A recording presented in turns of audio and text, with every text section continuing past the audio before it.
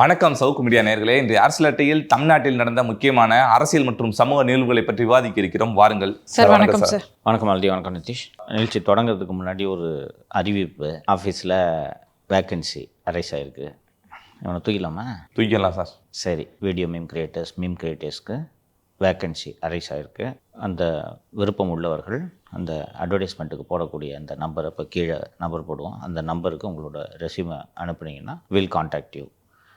இப்போ நம்ம பேனா நிறுவனத்திற்கு வேலை செய்து கொண்டு இருக்கிறோமே, இங்கே நமக்கு கொடுப்பாங்களா அப்படின்னு கேட்டலாம். நீங்கள் யோசிக்க வேணாம். நீங்கள் பேனா நிறுவனத்திலே வேலை செஞ்சுக்குங்க, எங்களுக்கு பார்ட் டைமாக ஒர்க் பண்ணி கொடுங்க. It's not a full time job.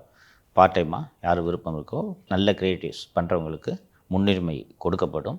நீங்கள் ஏற்கனவே நீங்கள் உருவாக்கிய க்ரியேட்டிவ்ஸை உங்களோட அந்த உங்கள் கீழே இருக்கிற அந்த வாட்ஸ்அப் நம்பரில் அனுப்புங்க. ஸோ ஃப்ரீலான்சராகவும் வேலை பார்க்க முடியும். ஃப்ரீலான்சருக்கு தான் ப்ரிஃபரன்ஸு, ஃபுல் டைமராக இல்லை. இப்போ என் பதவிக்கு ஆபத்து இல்லை. பற்றியா? சந்தோஷம். நீ இன்னொரு வாட்டி ரவுடி டைம்னு போட்டோ போடு, உனக்கு இருக்குது. சம்பளத்தை பாதி சம்பளத்தை கட் பண்ணுறேன். அது வேற. சோசியல் மீடியாவில் ஒரு இடத்துக்கு போனேன், அங்கே ஒருத்தவங்க நாயை எப்படி போட்டோ எடுத்துட்டான். அதை வேற நீங்களாம் சோலோ உட்காந்து பேசுகிறீங்க. இந்த ப்ரீடு வச்சு நீங்களாம் வச்சுருக்கீங்க, கடைசியில் நாய்க்கு எதிராக நீங்கள் பேசுகிறீங்களான்ற. அந்த ப்ரீடு வாங்கி வளர்க்குற அளவுக்கு வசதியாக இருக்கிறாங்க. வாங்க கூட செஞ்சிடலாம் போல, மெயின்டைன் பண்ண முடியாது போல. Extremely costly. ஸோ எங்களுது இல்லை, அது வேற ஒருத்தவங்க சொல்ல வேணாம். நேற்று துணை முதல்வர் அவர்களுடைய பிறந்தநாள் மிகச் சிறப்பாக நடந்துச்சு. போய் துரைமுருகன் அவர்கள்லாம் போய் பார்த்துருக்காரு சார் நேரில். நிதிஷ், நானே 80களின் இறுதியில் தான் அரசியலை கவனிக்க ஆரம்பிக்கிறேன். ரொம்ப சின்ன பையனாக தான் கவனிக்க ஆரம்பிக்கிறேன். திமுகவில் இருக்கிறது ஒரு பெருமைக்குரிய விஷயம். என்ன காரணம் என்றால், அதுவரை தத்துவம் பேசி கொண்டிருந்த கட்சி என்றால் கம்யூனிஸ்ட் கட்சிகள் மட்டும்தான். காங்கிரஸ் சுதந்திர போராட்ட காலத்தில் தத்துவம் பேசுவாங்க. அதற்கு தாண்டி பார்த்திங்கன்னா காங்கிரஸுக்கு இதுதான ஒரு ரிஜிடான பிரின்சிபிள்ஸ்லாம் எதுவுமே கிடையாது. வேற திராவிட முன்னேற்ற கழகம் கொள்கையினால் தான் உதித்தது. கொள்கையின் அடிப்படையில் தான் அந்த இயக்கம் உருவானது. கொள்கையின் அடிப்படையில் விளைந்த கட்சி தான் திராவிட முன்னேற்ற கழகம். அதனால் இன்றைக்கி கேள்விப்பட்டிருக்க கூட நீங்கள்லாம் மாட்டீங்க. ஊருக்கு படிப்பகங்கள் வைத்திருப்பார்கள். படிப்பகத்தில் முரசொலி தவறாமல் வரும். முரசொலி விவாதிக்கக்கூடிய வகையில் அதில் கருணாநிதியின் கட்டுரை, மற்றவர்களின் கட்டுரைகள்லாம் வரும்.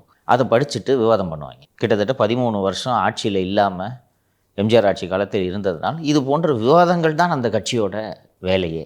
எனக்கு நினைவுக்கு தெரிந்து தலைவர்களோட பேச்சை கேட்குறதுக்கு டிக்கெட் வாங்க சொல்லுவாங்க. 10 ரூபாய் 20 ரூபாய்ன்னு. முதல் நாள் 3 நாள் மாநாடு, இந்த 30 விழா நடக்கும். 2வது நாள் பேராசிரியர் அன்பழகன் பேசுவார். 3வது நாள் கலைஞர் கருணாநிதி பேசுவார். அதுக்கு 10 ரூபா 20 ரூபா, அது தேர்தல் நிதி அப்படின்னு சொல்லிட்டு இப்போலாம் பேசுறதுக்கு நம்ம தான் காசை கொடுக்குறோம். ஆமாம், அப்படின்னு பேசுவாங்க. அதனால தான் அங்கே இந்த திமுகவில் தலைமை நிலைய பேச்சாளர்கள்னு ஒரு பெரிய பட்டியலை வச்சுருப்பாங்க. அதுவும் எல்லோருக்கும் இந்த எதுகை மோனையோடு பேசுவது தான் பேச்சு அவர்களை பொறுத்தவரை. கண்ணதாசன் கூட அந்த திமுகவில் சேர்ந்த புதிது என்று நினைக்கிறேன். எம்ஜிஆர் படத்தில் ஒரு டூயட் பாட்டு, எவ்வளோ அழகாக அந்த கட்சியை கொண்டு வர்றாங்க பாரு. கூந்தல் கருப்பு, குங்குமம் சிவப்பு, காதலியை பார்த்து கட்சியை உள்ளே கொண்டு வர்றது. பிளாக் அண்ட் ஒயிட் படம்னு நினைக்கிறேன், அது தெரியாதுல பார்த்தா. அதனால் ஸோ இப்படிப்பட்ட கட்சி அங்கே அந்த காலத்தில் கண்ணதாசன் தென்றல் என்று ஒரு பத்திரிகை எழுதினார். அப்புறம் திமுக விட்டு வெளியில் போனோடனே திமுக திட்டி தென்றலில் ஒரு கட்டுரை எழுதுவார். பதிலுக்கு இவங்க முரசொலியில் ஒரு கட்டுரை எழுதுவாங்க. இப்படிப்பட்ட இயக்கம் அது. ஸோ அதனால தான் இந்த திமுககாரன் ஏடிஎம்கேக்காரனை இலகாரமாக பார்ப்பான். ஏய், நாங்கள்லாம் சிந்தனை சிற்பிகள், நீங்கள் ஒரு நடிகரை பார்த்து போனவங்க, அதுவும் ஒரு தமிழன் கூட கிடையாது, மலையாளியை பார்த்து போனவங்க, இப்படியெல்லாம் விமர்சனம் செய்த கட்சி அது.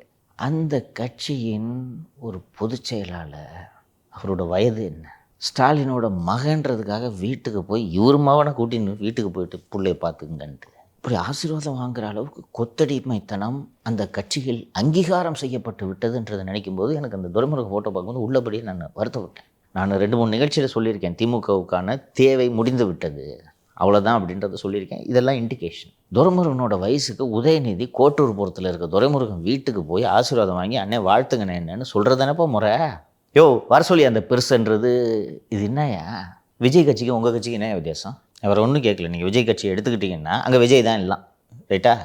அவர் விஜயோட கட்சியின் கொள்கை என்ன, தத்துவங்கள் என்ன என்பதை எல்லாம் அந்த கட்சியின் பொதுச் செயலாளர் புஷி ஆனந்த் எப்போது கேட்டாலும் தெளிவாக சொல்லுவார். சார் ஏன் இதை எதுக்குறீங்க, தலைவர் எதுக்கு சொன்னார் எதிர்த்துருக்குறோம், ஏன் ஆதரிக்கிறீங்க, தலைவரே ஆதரிக்க சொல்லிட்டாரே அப்படின்னா. இவ்வளோ தான்.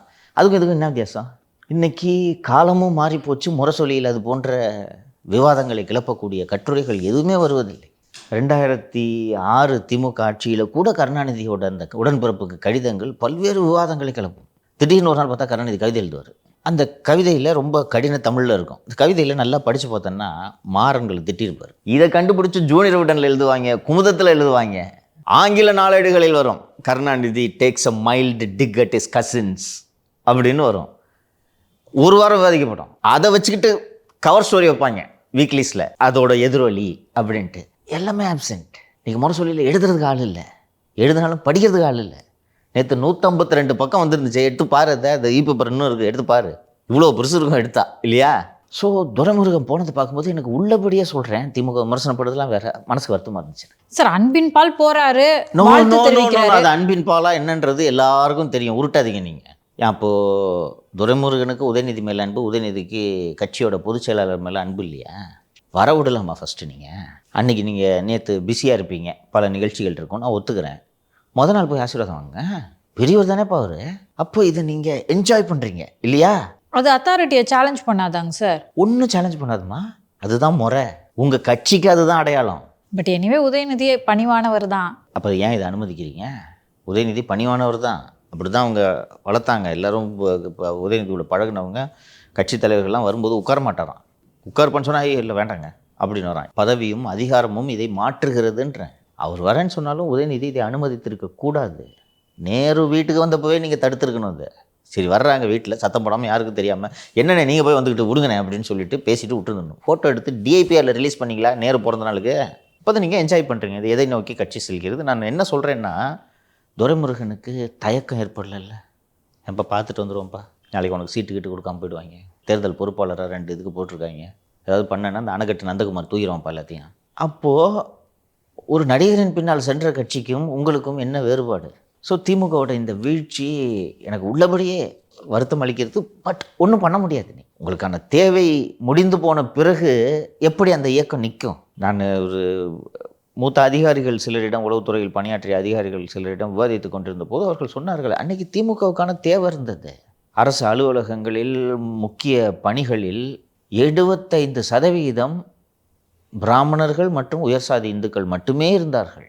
அப்போது அந்த பிராமண எதிர்ப்பை பேசக்கூடிய கட்சிக்கு பிராமணர் அல்லாதோர் அத்தனை பேரும் சென்று இணைந்தனர்.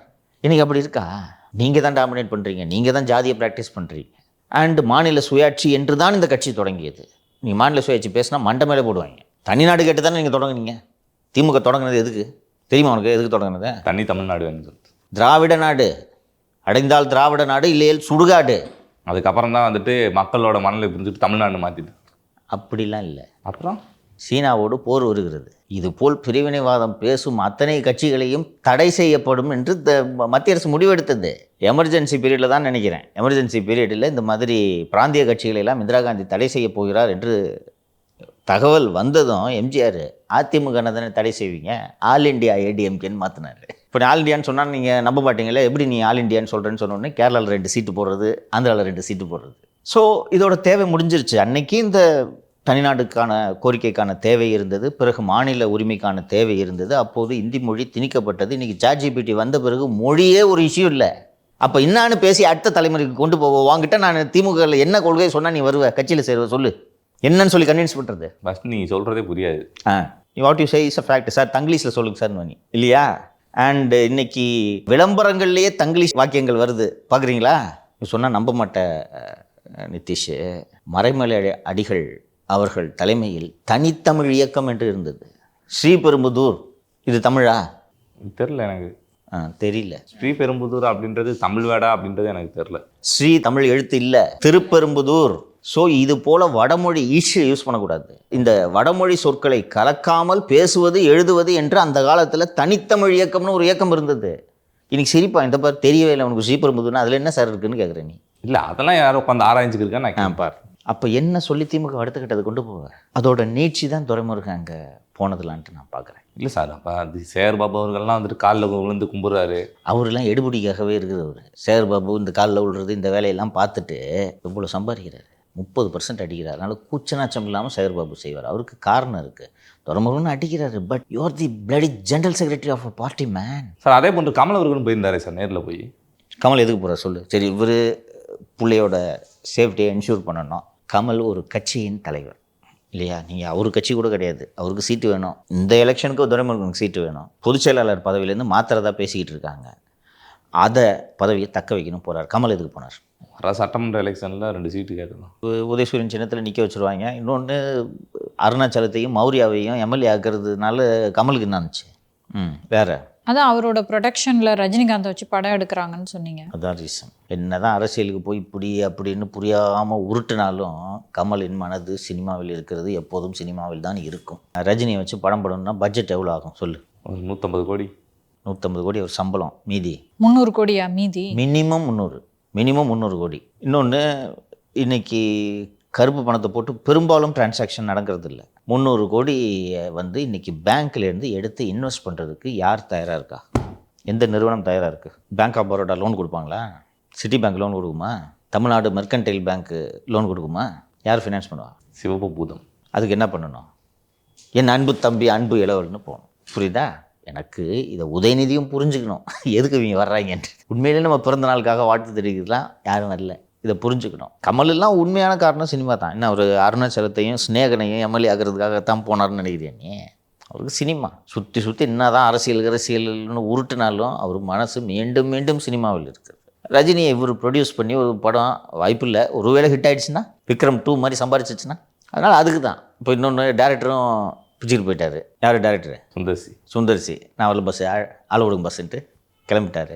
படுத்து டேரக்டர் பிடிக்கணும், ஃபினான்சியரை பிடிக்கணும். டேரக்டர் நீங்களே பிடிச்சி கொடுங்க, நான் சொன்னால் கேட்கல சுந்தர்சி, நீங்கள் சொன்னால் சிவப்பு பூதம்னு சொன்னால் கேட்பாங்க என்று. ஏன் சார் வெளியே போயிட்டாரு?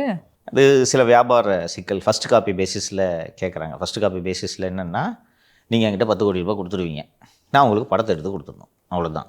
நான் 5 கோடியில் எடுத்துகிட்டு 5 கோடியை வச்சுப்பேன், அது ஏன் சாமர்த்தியம். ஸோ தரமாக அப்படி எடுத்துருவாங்களாங்க சார்? தரமாக எடுக்கிறத நீங்கள் என்ஷூர் பண்ணலாம், நீங்கள் குவாலிட்டி என்ஷூர் பண்ணலாம். ஆனால் நான் எடுக்கிறேன்னா நான் என்ன பண்ணுவேன், கம்மியாக தான் எடுப்பேன், செலவு மிச்சம் பண்ணுவேன். கம்மி செலவில் எடுக்கிறதுனா அந்த வியாபார ஒப்பந்தத்தில் சரிப்பட்டு வரவில்லைன்றதுக்காக. இல்லைன்னா யாராவது கமல் ப்ரொடக்ஷனில் ரஜினியை வச்சு படம் எடுக்கிறது யாராவது வேணான்னு சொல்லுவாங்களா? இதான் இஷ்யூ. நேற்று அந்த உதயநிதி அவர்களோட பிறந்தநாள் விழா நடந்துச்சு. அதில் பேசினார் அவர். ஒரு வாரமாக எனக்கு தொண்டை சரியில்லை, டாக்டர்ஸ் பேசக்கூடாதுன்னு சொல்லியிருக்காங்க. இருந்தாலும் நான் பேசுகிறேன்னா என் தொண்டர்கள் வந்து என்னை பார்க்கறதுக்காக வரல, என் பேச்சை கேட்கறதுக்காக தான் வந்திருக்காங்க, அதுக்காக தான் நான் பேசுகிறேன் அப்படின்னு சொல்லியிருக்காரு. அந்த கான்ஃபிடென்ஸை வரவே இருக்குதுங்க. அப்படி ஒன்றும் அதில் விமர்சனம் பண்ணுறதுக்கு ஒன்றும் இல்லை. அவரோட பேச்சு இம்ப்ரூவ் ஆகிட்டு இருக்குன்றதையும் நான் பார்க்குறேன். முன்பை விட அவங்க அப்பாவோட நல்லா பேசுகிறாருப்பா. அவர் வயசாகிடுச்சு சார். சின்ன வயசில் பேசின ஸ்பீச்செல்லாம் எடுத்துப்பார். 30 வார்த்தையில் 18 ஆக இருக்கும், போய் பாரு. அங்கே தெரியும் அந்த தாலி எருப்பு சங்கிலி பருப்பு தான் கொஞ்சம் டிஸ்டர்ப். Is improving. நம்புகிறாரு, என்னோட உரையை கேட்பதற்காக தான் நீங்கள் வந்திருக்கலாம். Right, I appreciate that confidence. பேசிட்டோம், இம்ப்ரூவ் ஆகட்டும். நான் தான் நேற்றும் சொன்னேன், பிறந்தநாள் வாழ்த்துலையும் சொன்னது. அரசியலில் தான் இருக்க போகிறேன்னா நீங்கள் அதுக்காக உங்களை தயார்படுத்தி கொள்ளுங்கள், தகவமைத்து கொள்ளுங்கள். இல்லை இங்கிட்டு ஒன்று, இந்த கமல் இருக்கார்ல, பேருக்கு ஒரு கட்சியை நடத்திட்டு இந்த பக்கத்து பூரா சினிமா வேலையை பார்த்துக்கிட்டு, அதை தான் கிட்டத்தட்ட ஒரு இளவயது கமலஹாசன் தான் உதயநிதி. மனசு பூரா சினிமா இல்லை. இங்கே சரி தான் உயிரை எடுக்கிறாங்க, சரி வாங்க மாநாடு போடுங்க அப்படின்றது. அதனால் எது பிடிக்குதோ அதை செய்யுங்க. 50 வயசு ஆயிடுச்சு சார். 49 தானா? இப்போ என்ன ஒரு வயசு குறைஞ்சதுனால என்ன இளமையிட்டார் அவர்? ஸோ மனதுக்கு எது பிடிக்கிறதோ அதை செய்யுங்கள், அவ்வளோதான். அரசியல் தான் எதிர்காலம்னு உங்கள் அத்தை இருக்கிறாங்கல்ல, ஒப்படைச்சிட்டு சும்மா ஓரமாக உட்காந்துருக்குங்க, அத்தை பார்த்துக்குவாங்க கட்சியை. இந்த ஒரு 3 நிகழ்ச்சிகளாக நாம் இந்த மர்ம பாலத்தை பற்றி பேசணும். அதுக்கு பிறகு கடைசியாக தயாரிப்பாளர் திரு எல்ரெட் குமார் அவர்களோட அந்த ஆர்எஸ் இன்ஃபோடெயின்மெண்ட் நிறுவனம் தான் அங்கே லேஅவுட்டு போடுது என்று சொன்ன பிறகு ஆர்எஸ் இன்ஃபோடெயின்மெண்ட் தரப்பிலிருந்து தொடர்பு கொண்டு, எங்களுக்கு அங்கே 300 ஏக்கர்லாம் இல்லை, எங்களுக்கு இருப்பது 36 ஏக்கர், அண்ட் அது சிஎஸ்ஆர் ஃபண்டில் செலவு பண்ணலை, நமக்கு நாமே திட்டத்தின் கீழ் நாங்கள் 50% நிதி, மாவட்ட நிர்வாகம் ஒரு 50% நிதி கொடுத்து தான் அந்த பாலம் கட்டப்பட்டது. அந்த பனை மரங்கள் வெட்டப்பட்டதாக தினமலரில் செய்தி வந்திருந்ததளவு அந்த நிலங்கள் எங்களுக்கு சொந்தமானது அல்ல அப்படின்ட்டு இருக்காங்க. அந்த ஊர் மக்கள் எல்லாம் சேர்ந்து மாவட்ட ஆட்சியருக்கு, ஊனமாஞ்சேரி ஊராட்சி தலைவர் மற்றும் கிராம பொதுமக்கள் மாவட்ட ஆட்சியருக்கு 30/11/2023 பலர் கையெழுத்து போட்டு கடிதமே கொடுத்துருக்கிறார்கள். அப்படின்னு சொல்லிவிட்டு, எங்களுக்கு லேண்ட் இருக்குது அங்கே 36 ஏக்கர், நாங்கள் லேஅவுட்லாம் போடல, ஆனால் அங்கே லேஅவுட்டு போட்டு ஒருத்தர் வித்துட்டு இருக்காரு, நீங்கள் அவங்கள பற்றி பேசவே இல்லை என்று தகவலை சொன்னார்கள். யார் அந்த லேஅவுட்டு போடுறாங்க அப்படின்ட்டு பார்த்தா கேபிஎன் டெவலப்பர்ஸ் என்று கேள்விப்பட்ட மாதிரி இருக்கே சார். அது பஸ்ஸு பாது டெவலப்பர்ஸ் என்று ஒரு நிறுவனம் லேஅவுட்டெல்லாம் போட்டு முடித்து சாலைகள்லாம் ப்ராப்பரான சாலைகள் எல்லாம் போட்டு ஒர்க்கே தொடங்கிட்டாங்க. அது கொஞ்சம் ஊனமாஞ்சேரியில் வருது, பக்கத்தில் அருங்கல் என்ற கிராமத்திலும் சேர்த்து வருகிறது. அவங்க 40 ஏக்கரில் லே அவுட் போட்டிருக்காங்க. அப்புறம் அவங்க அந்த தகவலை சொன்ன பிறகு சரி இந்த கேபிஎன் லே அவுட்டோட உரிமையாளர்கள் யார் என்பதை விசாரித்தால் காட்டாங்குளத்தூர் முன்னாள் பஞ்சாயத்து துணைத் தலைவர் திமுக தேவேந்திரன், வண்டலூர் திமுக தலைவர் குணசேகரன் மற்றும் கன்னியப்பன் ஆகியோர். ஸோ திமுக இன்வெஸ்ட்மெண்ட் அதில் இருக்குது, ஓகேவா? அவங்க போட்டிருக்காங்க. அப்போ பாலம் மற்றதெல்லாம் யார் பண்ணியிருப்பாங்கிறது நீங்கள் பார்த்துக்குங்க. ஏன் எங்களை மட்டும் மாட்டி விட்ருவீங்க? அவங்களையும் சேர்த்து அவங்க பேரையும் சொல்லுங்கள். அப்புறம் ஏன் சார் தினமலரில் அப்படி ஒரு நியூஸ் வருது? தினமலர் நிர்வாகத்தை தான் கேட்க வேண்டும். விசாரிச்சாங்கன்னா அவங்க கண்டுபிடிச்சிடலாம். ரிப்போர்ட்டரை கூப்பிட்டு, ஏன்பா நீ அங்கே இந்த பனைமரத்துலேயே ஏன் நீ நிற்கிற, பனைமரத்துக்கு கீழே நின்னா உன்னை பற்றி என்ன நினைப்பாங்க, அதுவும் வெற்ற பனைமரத்துக்கு கீழே ஏன் நிற்கிறேன்னு விசாரிச்சாங்கன்னா விஷயம் தெரிந்துவிடும். அண்ட் இன்னொரு லே அவுட் பக்கத்தில் வந்து ஒரு நல்ல தரமான ஒரு எஸ்டாப்ளிஷ்டு நிறுவனம் அந்த லே அவுட்டை போட்டால் யாருக்கு ஃபஸ்ட்டு விற்கும்? அவங்க தான் ஃபஸ்ட்டு விற்கும். அப்போ இந்த கேபி இந்த விற்காமல் நின்று போச்சுன்னா, அதனால் இப்படி தினமலர் செய்தியாளரை பயன்படுத்தி இருப்பதற்கும் வாய்ப்பு இருக்கிறது. தினமலர் நிர்வாகம் முடிவெடுத்துக் கொள்ளட்டும். சார், நம்ம தொடர்ந்து பேசிட்டு வரோம், திமுக ஆட்சியில் முதலீடுகளே வரல, புரிந்துணர்வு ஒப்பந்தங்கள் போட்டாலும் அது சும்மா பேருக்கு போட்டு வச்சுறாங்க அப்படின்னு சொல்லிட்டு. ஆனால் முதலமைச்சர் அவர்கள் இந்த கோவையில் நடந்த முதலீட்டாளர்கள் மாநாட்டில் 80% நிறைவேற்றிருக்கோம் அப்படின்னு சொல்லியிருக்காரு சார். அந்த மைசூர் பகுதி தானே? கொஞ்சம் இரு, இப்போ போய் முதலீட்டாளர் மாநாடு நடத்துகிறீங்க. இது நவம்பர் மாதம் முடிஞ்சிச்சு, நவம்பர், ரைட்டா? நான் தான் ஒரு முதலீட்டாளர், ஒரு 200 கோடி இன்வெஸ்ட் பண்ணுறேன்னு வச்சுக்கோ. தேர்தல் 4 மாதத்துக்கு இருக்கும்போது நான் முதலீடு பண்ணுவேன்னா எந்த முதலீட்டாளர் பண்ணுவாங்கப்பா சொல்லு பண்ணி? இது சாத்தியமா? இன்னொன்று, 4 மாதங்களில் தேர்தலை வைத்துக்கொண்டு முதலீட்டாளர் மாநாடு நடத்துவது ஒரு அறிவுபூர்வமான செயலா? ஆனால் அந்த முதலீட்டாளர் மாநாட்டிலையும் 44,000 கோடி புரிந்துணர்வு ஒப்பந்தம் கையெழுத்தாயிருக்கு. அடிச்சு விடு ராஜா, யாருக்கிட்ட கேட்குற? 1,00,000 பேருக்கு வேலை வாய்ப்புலாம் சொல்கிறாங்க. சொல்லு. இந்த மைசூர் பாக்கு கிண்டுறதுக்கு நேற்று கொடுத்தாங்களே கான்ட்ராக்டர் கிட்ட வேலை வாங்கி, கவர்மெண்ட் கொடுத்த மாதிரி கணக்கு கட்டினாங்கல்ல. எவ்வளோ பெரிய அயோக்கியத்தனம் யோசிச்சு பாரு. அரசு வேலைன்னு விளம்பரம் பண்ணியிருக்காங்க, பார்த்தியா? இப்படி தான் கணக்கு. இன்னொன்று, இந்த புரிந்துணர்வு ஒப்பந்தம் போட்டிருக்காங்கல்ல, நான் கோவையில் விசாரித்தேன். Nobody ready to sign even MOU கையெழுத்து போடுறது கூட யாருப்பா வந்து கையெழுத்து போடுவா? கூப்பிட்டு மிரட்டி இந்த ஃபாக்ஸ்கானில் இதிலெல்லாம் ரொம்ப டேமேஜ் ஆகிடுச்சு. அண்ட் அண்டை மாநிலங்களுக்கே முதலீடுகள் செய்வதால் இந்த டிஆர்பி ராஜாவுக்கு ரொம்ப இதாக இருந்த உடனே வம்புக்கு கூப்பிட்டு போடுறாங்க. நான் சிம்பிளாக கேட்குறேன், யார் இன்வெஸ்ட் பண்ணுவா 4 மாதத்தில் தேர்தலை வச்சுக்கிட்டு? இன்னொன்று, நீங்கள் ப்ராசஸ் எல்லாம் அவ்வளோ சீக்கிரம் முடிகிற கவர்மெண்ட்டாக நடத்திட்டு இருக்கிறீங்க. இல்லை, அப்புறம் எதுக்கு சார் இப்படியான ஒரு முதலீட்டாளர்? தான் சொன்னேன்ல, தெலுங்கானாவுக்கு போகுது, ஆந்திராவுக்கு போகுது, மீண்டும் மீண்டும் எதிர்க்கட்சிகள் கேள்வி எழுப்பி கொண்டு இருக்கின்றன, எங்கே முதலீடுன்னு. ஸோ அவர்கிட்ட கொண்டு பேப்பரை எழுதி கொடுத்து சார் போய் படிங்க சாருங்க, இவ்வளோ வந்துருக்குதுன்னொன்னே இவரு போய் ஃபஸ்ட்டு வந்துடுறாரு. மைசூர் பார்க்கின்றதெல்லாம் வேலை வாய்ப்பு முதலீடுன்னு தூக்கிட்டு வராங்க. பிரிகேடு ரியல் எஸ்டேட் நிறுவனம் கட்டுறான், அதை முதலீடுன்னு தூக்கிட்டு வராங்கன்னா எவ்வளோ பெரிய ஃப்ராடுகார பசங்க பாருங்க சார். நேற்று ரோலெக்ஸ் யானை இறந்ததாக செய்தியெல்லாம் வந்துச்சு. ஆனால் நீங்கள் ஒரு 2 வாரத்துக்கு முன்னாடியே வந்துட்டு ரோலெக்ஸ் யானையை வந்து கொல்றதுக்கு அதிகாரிகள் திட்டமிட்டுருக்காங்க அப்படின்னு சொல்லிட்டு சொன்னீங்க. எப்படி சார் கரெக்டாக சொன்னீங்க? எனக்கு வந்த தகவலை நான் பதிவு செய்தேன். வழுக்கி விழுந்து செத்துருச்சான் சார். வழுக்கி விழுந்து செத்துச்சுன்னு தான் இருக்குது. போஸ்ட்மார்ட்டம் அறிக்கையை பார்த்தேன். அந்த கொஞ்சம் புல் இருந்தது அப்டமனில், வேறு இன்ஜுரிஸ் இல்லை, ஸ்லிப் ஆகிடுச்சுன்றாங்க. யானை ஸ்லிப்பெல்லாம் ஆகும். எனக்கு தகவல் சொன்ன வனத்துறையை சேர்ந்த ஒரு அதிகாரி, எங்கள் ஆளுங்களுக்கு பிடிக்கல, தொலை குத்துனே இருக்குது என்று சீக்கிரமாக அதை காலி பண்ணிட்டோம். ஒரு வார்த்தை உங்கள் ஷோவில் சொல்லுங்கள். நான் இந்த ஏரியா பக்கத்தில் இந்த விலங்குகள் பாதுகாப்புக்கிட்டே நான் போகிறதில்ல, அது நமக்கு தெரியாது. அதுக்கு இருந்து நாய் பாதுகாக்கிறது தான் ஊரில் கொள்ள பேர் சுற்றுறாங்களே, அதனால் நான் அங்கே செல்வதில்லை. அதனால் அவர் வந்து பட் இது உறுதியான தகவல் சங்கர், நீங்கள் பதிவு செய்யணும் அப்படின்ட்டு சொன்னதனால் நான் சொன்னேன். பார்த்தா வழுகி விழுந்து செத்துச்சுன்றாங்க. அப்போ உண்மையிலே கொல்லப்படலையா சார்? போஸ்ட்மார்ட்டத்தில் ஒன்றும் இல்லை, போஸ்ட்மார்ட்டம் ரிப்போர்ட் பார்த்தேன், ஒன்றும் இல்லை. முழுமையான விவரங்கள் தெரியாமல் எப்படி சொல்லுவது? நம்ம வழுகி விடலாம், யானைலாம் வழுகி விழுதுன்றாங்க. அதாவது 2 கால் இருந்தால் வலிக்கி விழலாம் சார், 4 கால் ஜீவன் எப்படி சார் வலிக்கி விழும்? இன்னொன்று, அங்கேயே பிறந்து வளர்ந்த யானைக்கு தெரியாதா எங்கே வழுக்கும்? ஆமாம் சார், வளர்க்குற மாதிரி இடம் இருந்தால் அது போகவே போகாது சார். நம்மளை விட அதுக்கு இன்ஸ்டிங்க்ட் அதிகமாக இருக்கும். அந்த இன்ஸ்டிங்க்ட் அதிகமாக இருக்கிறதுனால தான் இதெல்லாம் எங்கள் ஏரியான்னு சொல்லிட்டு மனுஷங்க வாழ்கிற ஏரியாக்குள்ளே வந்து தொல்லை பண்ணிக்கிட்டு இருக்கு. அதெல்லாம் மீறி நடந்துருச்சு, என்ன பண்ணுறது? விடு, ரோலெக்ஸா ஆத்மா சாந்தி அடையட்டும். சார், மெட்ராஸ் யூனிவர்சிட்டியில் ஏற்கனவே வேலை பார்த்துருப்பாங்கல்லங்க சார், அவங்களுக்கு வந்து பென்ஷன் பணம் தரணும், அதை கொடுங்க அப்படின்னு சொல்லிட்டு நீதிமன்றம் சொன்னதுக்கப்புறம் கூட நிதிச்சுமை காரணமாக தமிழக அரசு தரல. ஸோ அது தொடர்பாக வந்து நிதித்துறை செயலர் திரு யூசி நேரில் நீதிமன்றத்தில் ஆஜராகி அதுக்கான பதில் சொல்லணும் அப்படின்னு சொல்லியிருந்தாங்க. அந்த காசை தரேன்னு சொல்லிட்டாங்க போல இருக்கு. அப்படியெல்லாம் தருகிறேன் என்று அவர்கள் சொல்லவில்லை. அவர் பேர் உதயச்சந்திரன், யூசின்றது நான் வச்ச பேர். அப்படி பேரே யூசி ஆகிறது. ஐஸ்கிரீம்னு சொன்னால் அவருக்கு வேறு பேர் இருக்குது. உதயச்சந்திரனே சுருக்கி செல்லமா யூசி. ஸோ நீதிமன்ற அவமதிப்பு வழக்கு அது. அதில் ஏற்கனவே கடந்த முறை வழக்கு விசாரணைக்கு வந்தபோது அதுவும் ஒரு வழக்கமாக அரசு வழக்கறிஞர்கள் ஏதாவது சொல்லி உருட்டுவாங்க. அதுவும் அதிகாரிகளுக்கு எந்த பிரச்சனை என்றாலும் அப்பாட்டகர் ரவீந்திரன் இந்த கௌசிகை மீறி தான் நீதிமன்றம் ஆக்ஷன் எடுக்கணும், குறுக்க போய் நின்றுப்பார். மற்றவனாவது பிரச்சனை விட்டுருவார், அதிகாரிகளுக்கு தான் போய் நின்றுவார் கொடுக்க. சார் நான் இருக்கேன் சார் அப்படின்ட்டு. மற்ற நீதிமன்றங்களில் செல்லுபடியாகும். நீதிபதி திரு ஆனந்த் வெங்கடேஷ் அவர்களின் நீதிமன்றத்தில் இது செல்லுபடியாக அவர் ஆர்டர்லேயே லிஸ்ட்டு பட்டார். மொத்தமாக டீச்சிங் ஸ்டாஃபுக்கு இவ்வளோ, நான் டீச்சிங் ஸ்டாஃபுக்கு இவ்வளோ, மொத்தம் 95 கோடி. என்னங்க இது? அவர் இதை அண்டர்ஸ்டாண்ட் பண்ணிவிட்டு இஷ்யூவை பார்க்குறாருன்னு நான் நினைக்கிறேன். 35 வருஷம் வேலை பார்த்து முடிச்சுட்டு பெரும்பாலான குடும்பங்கள் என்ன நிலைமையில் இருக்குன்னா, பொண்ணு கல்யாணம் பண்ணணும், பையனு கல்யாணம் பண்ணணும், வீட்டுக்கடன் அடைக்கணும்.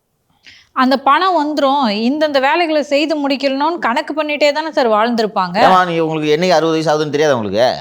இந்த டேட்டில் வருது, இதை வச்சு இப்படி பண்ணலாம், இதை வச்சு இப்படி பண்ணலான்ட்டு இன்னும் சில பேர் அதை வச்சு செட்டில் பண்ணலான்னு கடன், அதிக வட்டிக்கு கடன்லாம் வாங்கியிருப்பாங்க. 4 வருஷமாக அந்த துட்டை கொடுக்காம நிதிச்சுமைன்னு சொன்னால் ஒரு நீதிபதி எப்படி பார்ப்பாருன்னு நான் புரிஞ்சுக்கிறேன்னா, நீ சம்பளம் வாங்காமல் இருக்கியா, உனக்கு பென்ஷன் வருது இல்லை, உனக்கு சம்பளம் வராமல் நிறுத்துனா நீ சும்மா இருப்பியா? அப்போ அங்கே இந்த இன்னொன்று, அவர்களெல்லாம் இந்த சமூகத்துக்கு கல்வி பயிற்றுவித்தவர்கள். அவங்க இந்த சமூகம் தெருவில் விடுறதுன்றது என்ன மாதிரி சொசைட்டி? நம்ம இப்படி தான் ஒரு ஜட்ஜு பார்ப்பார், ஜஸ்டிஸ் ஆனந்த் வெங்கடேஷ் பார்ப்பாருன்னு நான் அவரை புரிந்த வரையில் சொல்கிறேன். அதனால தான் சும்மா அர்ஜென்ட்டு ஓகேவா கொடுத்துட்றீங்களா 2 மாதத்தில் ரைட்டுங்கன்னு விட்டானா, இவங்க கடைசி வரைக்கும் கொடுக்க மாட்டாங்கன்னு தெரிஞ்சால் பாஸ் இந்த வீட்டில் மட்டும் அதை கூட்டினார் சொல் அப்படின்னு சொல்லிட்டாங்க. இப்போ யூசி போய் அங்கே என்ன சொல்ல முடியும்? இப்போது வேறு வழி இல்லாமல் கம்ப்ளைண்ட் பண்ணி தான் ஆகணும், கொடுக்கணும் இல்லையா? அப்படி கொடுக்கல, யூனிவர்சிட்டியோட கார்பஸ் ஃபண்ட்லேருந்து எடுத்து கொடுக்குறாங்க.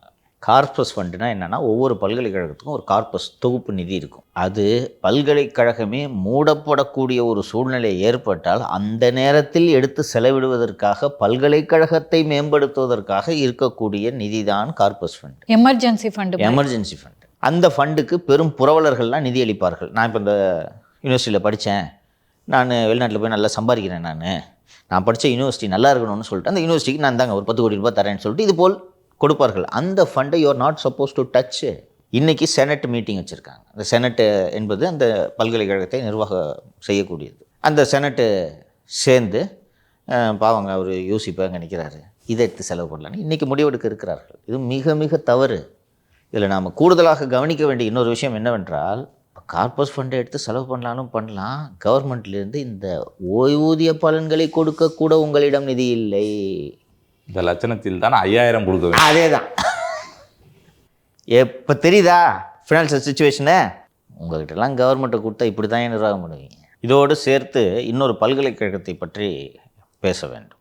இதுவும் யூசி தொடர்பானது. தம்பிக்கு பழைய கதை தெரியாது, அதனால் சொல்கிறேன். தஞ்சையில் சாஸ்திரா பல்கலைக்கழகம் என்ற ஒரு பல்கலைக்கழகம் இருக்கிறது. அந்த பல்கலைக்கழகம் பிராமணர்களால், பெரும்பாலும் பிராமணர்களுக்காக நடத்தப்படக்கூடிய ஒரு பல்கலைக்கழகம். அப்படின்னா எவ்வளோ செல்வாக்கு என்பதை சொல்ல வேண்டியது.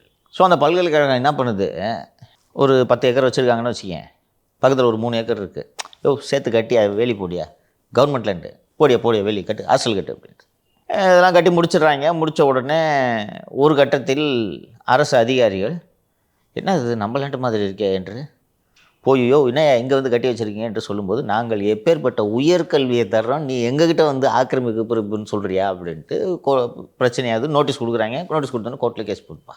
நிதிஷ் எனக்கு தெரிஞ்சு 20 வருஷமாக அது கோர்ட்டில் நடந்துகிட்ருக்கு. அரசு என்ன சொல்லுதுன்னா, அந்த லேண்ட் எங்கள் லேண்டு கொடுங்கங்குது. அந்த நிலம் எதற்காக தெரியுமா? தமிழ்நாட்டில் முதல் முறையாக திறந்தவெளி சிறைச்சாலை. திறந்தவெளி சிறைச்சாலையில் யாரை வைக்கலாம் அப்படின்னு பார்த்தா, இப்போ இந்த தாலி இருக்கிறவன், வெட்டுறவன், குத்துறவன் எல்லாம் அங்கே வைக்க முடியாது. செக்கு ஃப்ராடு பண்ணுறது, பேங்க்கில் பணம் திருடுறது, இது மாதிரியான க்ரைம்ஸில் இருக்கிறவங்க, தண்டிக்கப்பட்டவர்களே அந்த திறந்தவெளி சிறை கொஞ்சம் ஃப்ரீயாக இருப்பாங்க, அவ்வளோதான். சில ஜெயில். அப்புறம் இந்த ஆயுள் தண்டனையே பெற்று 70 வயசில் ஒருத்தர் இருக்கார், அவருக்கு இன்னும் ஒரு 10 வருஷம் ஜெயிலில் இருக்கணும்னு வச்சுக்க, அவரெல்லாம் அங்கே வைக்கலாம்ல, என்ன பண்ண போகிறாரு, ஏற முடியுமா? அவரெல்லாம் வைக்கிறது இட்ஸ் அ குட் கான்செப்ட். உலகம் பூரா இருக்குது. கொஞ்சம் ஃப்ரீயாக இருப்பாங்கல்ல, இன்னும் எவ்வளோ நாள் உயிரோடு இருக்க போகிறான், கொஞ்சம் ஜெயில் தான். அதுக்காக அந்த ஓப்பன் ஏர் பிரிசன், அது தமிழக சிறைத்துறைக்கு சொந்தமான நிலம். அதில் இவங்க கட்டிட்டாங்க.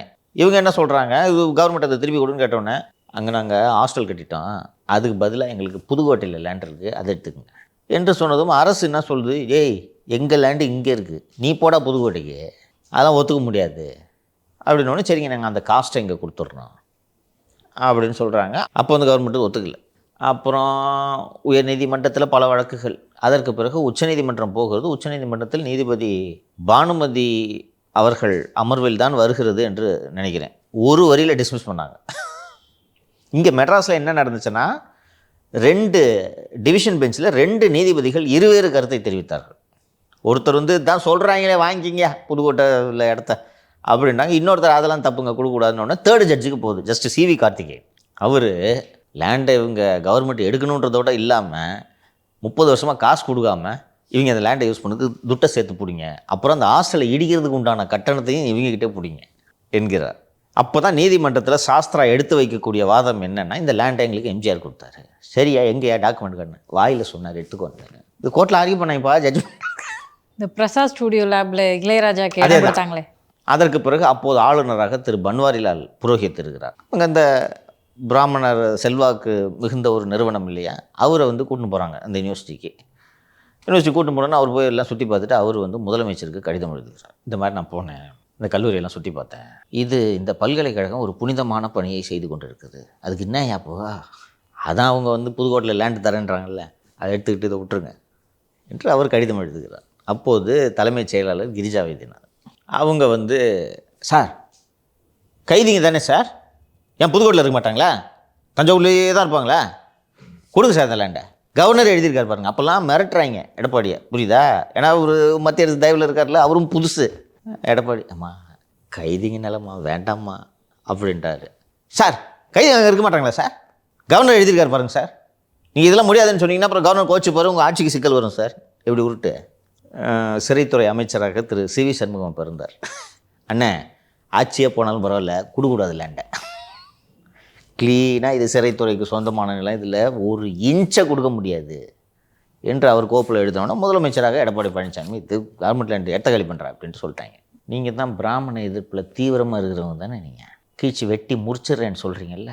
4.5 வருஷம் ஆச்சு, எடப்பாடி பழனிசாமி இந்த லேண்டை கொடுக்க முடியாதுன்னு ஃபைலில் எழுதிட்டு போனார். அவர் இருக்கும்போதே நோட்டீஸ் ஒட்டப்பட்டது தஞ்சை மாவட்ட ஆட்சியரால், இடிக்க போகிறவங்க கட்டடத்தைன்னு. 4.5 வருஷமாக என்ன கீழ்ச்சிங்க, யூசி தான் சூளுரைத்தார், அதை நான் எடுக்காமல் விட மாட்டேன்னு. என்ன கழிச்சிட்டிங்க. இன்னொன்று, அடாவடித்தனம் பண்ணுறவனுக்கு அவனுக்கு அந்த இன்ஸ்டியூட்டுக்கு எவ்வளோ செல்வாக்கு இருக்குது பார்த்தியா. உச்சநீதிமன்றம் சொல்லிடுச்சு எட்டா காலி பண்ணுன்னு சொல்லிடுச்சு, இதுக்கு மேலே என்ன இருக்குது, இன்றைக்கி வரைக்கும் அடிக்கல. சார் மதுக்கடையில் போன ஆண்டை கட்டியும் இந்த ஆண்டு வந்துட்டு 10% விற்பனை வந்து குறைஞ்சிருக்கான். அதிகாரிகள்லாம் ஆய்வு பண்ணியிருக்காங்களாம். அந்த ஆய்வில் என்ன சார் தெரிய வந்திருக்கு?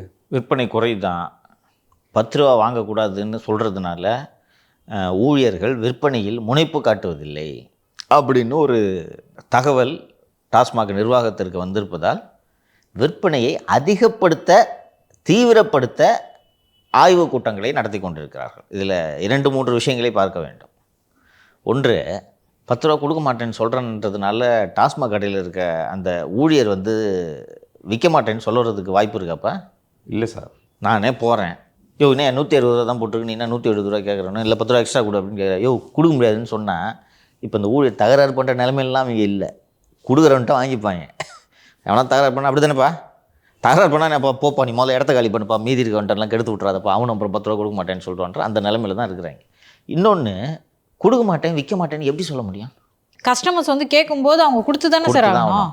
மது விற்பனை குறையுதுன்னா ஒரு அரசாங்கம் சந்தோஷம் தானே தம்பி பண்ணணும். இதுக்கு ஆய்வு கூட்டம் நடத்துகிறாங்கன்னா என்ன சார்? யோசிச்சு பாருப்பா, ரெவென்யூ குறையுதுன்ற ஆஸ்பெக்டில் நீங்கள் ஆய்வு பண்ணுறீங்கன்றதை நான் புரிஞ்சுக்கிறேன், சேல்ஸ் டவுன் ஆகுதுன்றதை. இந்த ஆய்வை ஒழுங்காக பண்ணியிருந்தீங்கன்னா கள்ளக்குறிச்சியில் ஏன் சேல்ஸ் டவுன் ஆகுதுன்றதை நீங்கள் கண்டுபிடிச்சிருப்பீங்க. இதை பண்ணணும் ஒவ்வொரு மாவட்ட ஆட்சியரும், எக்ஸைஸ் கமிஷனர் அவர் தான் டிஸ்ட்ரிக்ட்டுக்கு.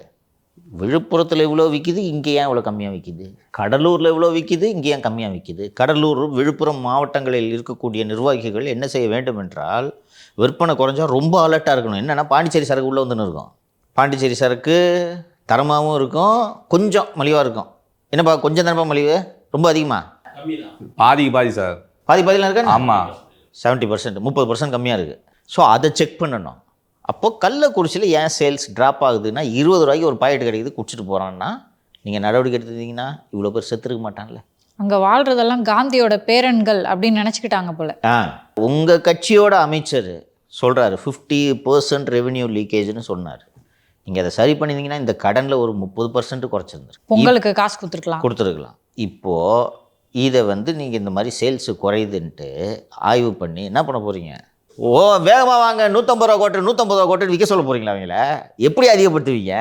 அதில் ஒரு ஊழியர் வேறு சொல்லியிருந்தார் சார், நாங்கள் எப்படிங்க அப்படி பண்ண முடியும், விற்பனை குறைஞ்சா அங்கே 160 ரூபா பாட்டில் விற்கிது, 50 ரூபாய்க்கு கஞ்சா விற்கிதுங்கன்னு சொல்லிட்டு அவர் பேப்பரில் போட்டுருக்கு. அவங்கள பிடிக்கணும் நீங்கள். அதை பிடிச்சி யார் பணக்காரன் யார் வியூக வகுப்பு நிறுவனம் வச்சுருக்கான்ட்டு அவன் பாக்கெட்டில் வச்சு கேச போகிற வேலையில் நீங்கள் பார்த்துட்டு இருக்கீங்க. இல்லை இந்த ஆன்டி நார்காட்டிக்ஸ் யூனிட்டை வச்சுக்கிட்டு ஓ இந்த பாரில் வியாபாரம் நல்லா நடக்குதா அவனை மூடிட்டு ஓட வைக்கலான்னு சொல்லிட்டு நுங்கம்பாக்கம் தீஃப் பார் மாதிரி மூடி 50 லட்ச ரூபா வசூல் பண்ணிட்டுருக்கீங்க.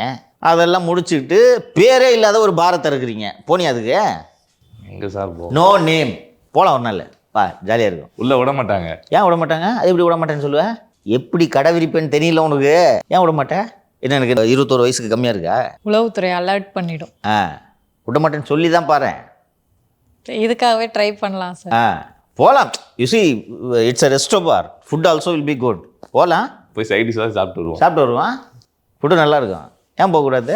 அப்போ ஐஸ்கிரீம் அதிகாரியோட பாருக்கு வந்து நம்மளே ஆதரவு தரலன்னா அப்புறம் எப்படிப்பா? சார் நம்ம போய் விளாக் போடும்போது இந்த ஹோட்டலோட பேர் சொல்ல மாட்டோம். ஆமாம், ஏன்னா அதுக்கு பேர் இல்லை அப்படின்னு சொல்லிட்டு இந்த பாரில் ஐஸ்கிரீம் தான் சிறப்பு அப்படின்னு சொல்லி முடிச்சிடலாம். அது விற்பனை பண்ணக்கூடாது அப்படின்னு சொல்லிடுவார். எங்கள் ஐஸ்கிரீம் மட்டுமா? அந்த ஐஸ்கிரீம் வந்து அந்த பாரில் தடை செய்யப்பட்டது. ஒரு மனுஷன் நிம்மதியாக நாய் வளர்க்க விட்றீங்களா? ஃப்ளாட்டே டைஷாவில் இருக்க மொத்த பேரும் திரும்பி பார்த்துட்டாங்க. ஓ இந்த நாய் நேற்று அரட்டையில். மனுஷனுங்களா நீங்கள்?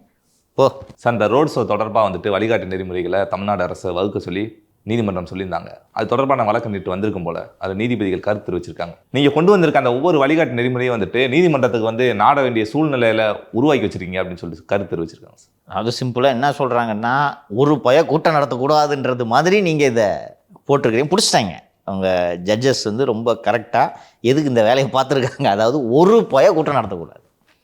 மிகவும் எளிதாக நீதிபதிகள் ஒரு தேர்வு எழுதுவது போல நீங்கள் வைத்திருக்கக்கூடிய இந்த நிபந்தனைகள் விதிமுறைகள் இருக்கின்றன அப்படின்ட்டு போட்டிருக்காங்க. கோர்ட் இதை தான் பார்க்கணும். ரைட்டா? நீங்கள் அது போட்டிருக்க விதிமுறைகள்லாம் ரொம்ப பர்ஃபெக்டாக நல்ல விதிமுறைகளாக இருந்தாலும் ஆளுங்கட்சி இதை பின்பற்றுமா? அது அவங்க அறிவிக்கப்படாத ரோட் ஷோ நடத்திட்டு போயிடுறாங்க. நடத்துனார்ல.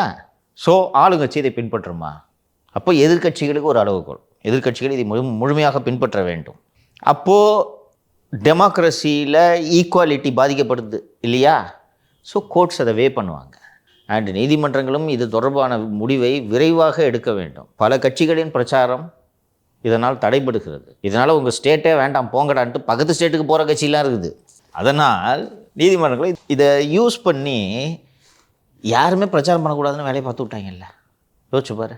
ஏடிஎம்கே ஏதோ பெரிய கட்சி பண்ணுது. சின்ன கட்சி உண்மையிலே நான் சொல்கிறேன் சின்ன கட்சி. டிஎம்டிகே பிஎம்கே எப்படிப்பா பண்ணுவாங்க? நல்லதை விரைந்து முடிவெடுக்க வேண்டும். இந்த வழக்கு இன்னைக்கு வருது. திருப்பி வருதா? ரைட்டு. சீக்கிரம் முடிவெடுத்து ஒரு உத்தரவு போட்டாங்கன்னா டெமோக்ரஸி தழைக்கும். எங்கள் அண்ணன் விஜய் வந்து உங்கள் விஜய்ன்னு சொல்ல திரும்ப வருவார். அந்த பாட்டை கேட்காம எனக்குலாம் மனசு ஒரு மாதிரி இருக்குது. அவங்க சேனலுக்கு இப்போ பழைய வீடியோலாம் இருக்குது, போட்டு கேட்டுக்கிட்டே உட்காந்து மறுபடியும் வந்து உத்வேகத்தோடு வந்து பேசினேன்.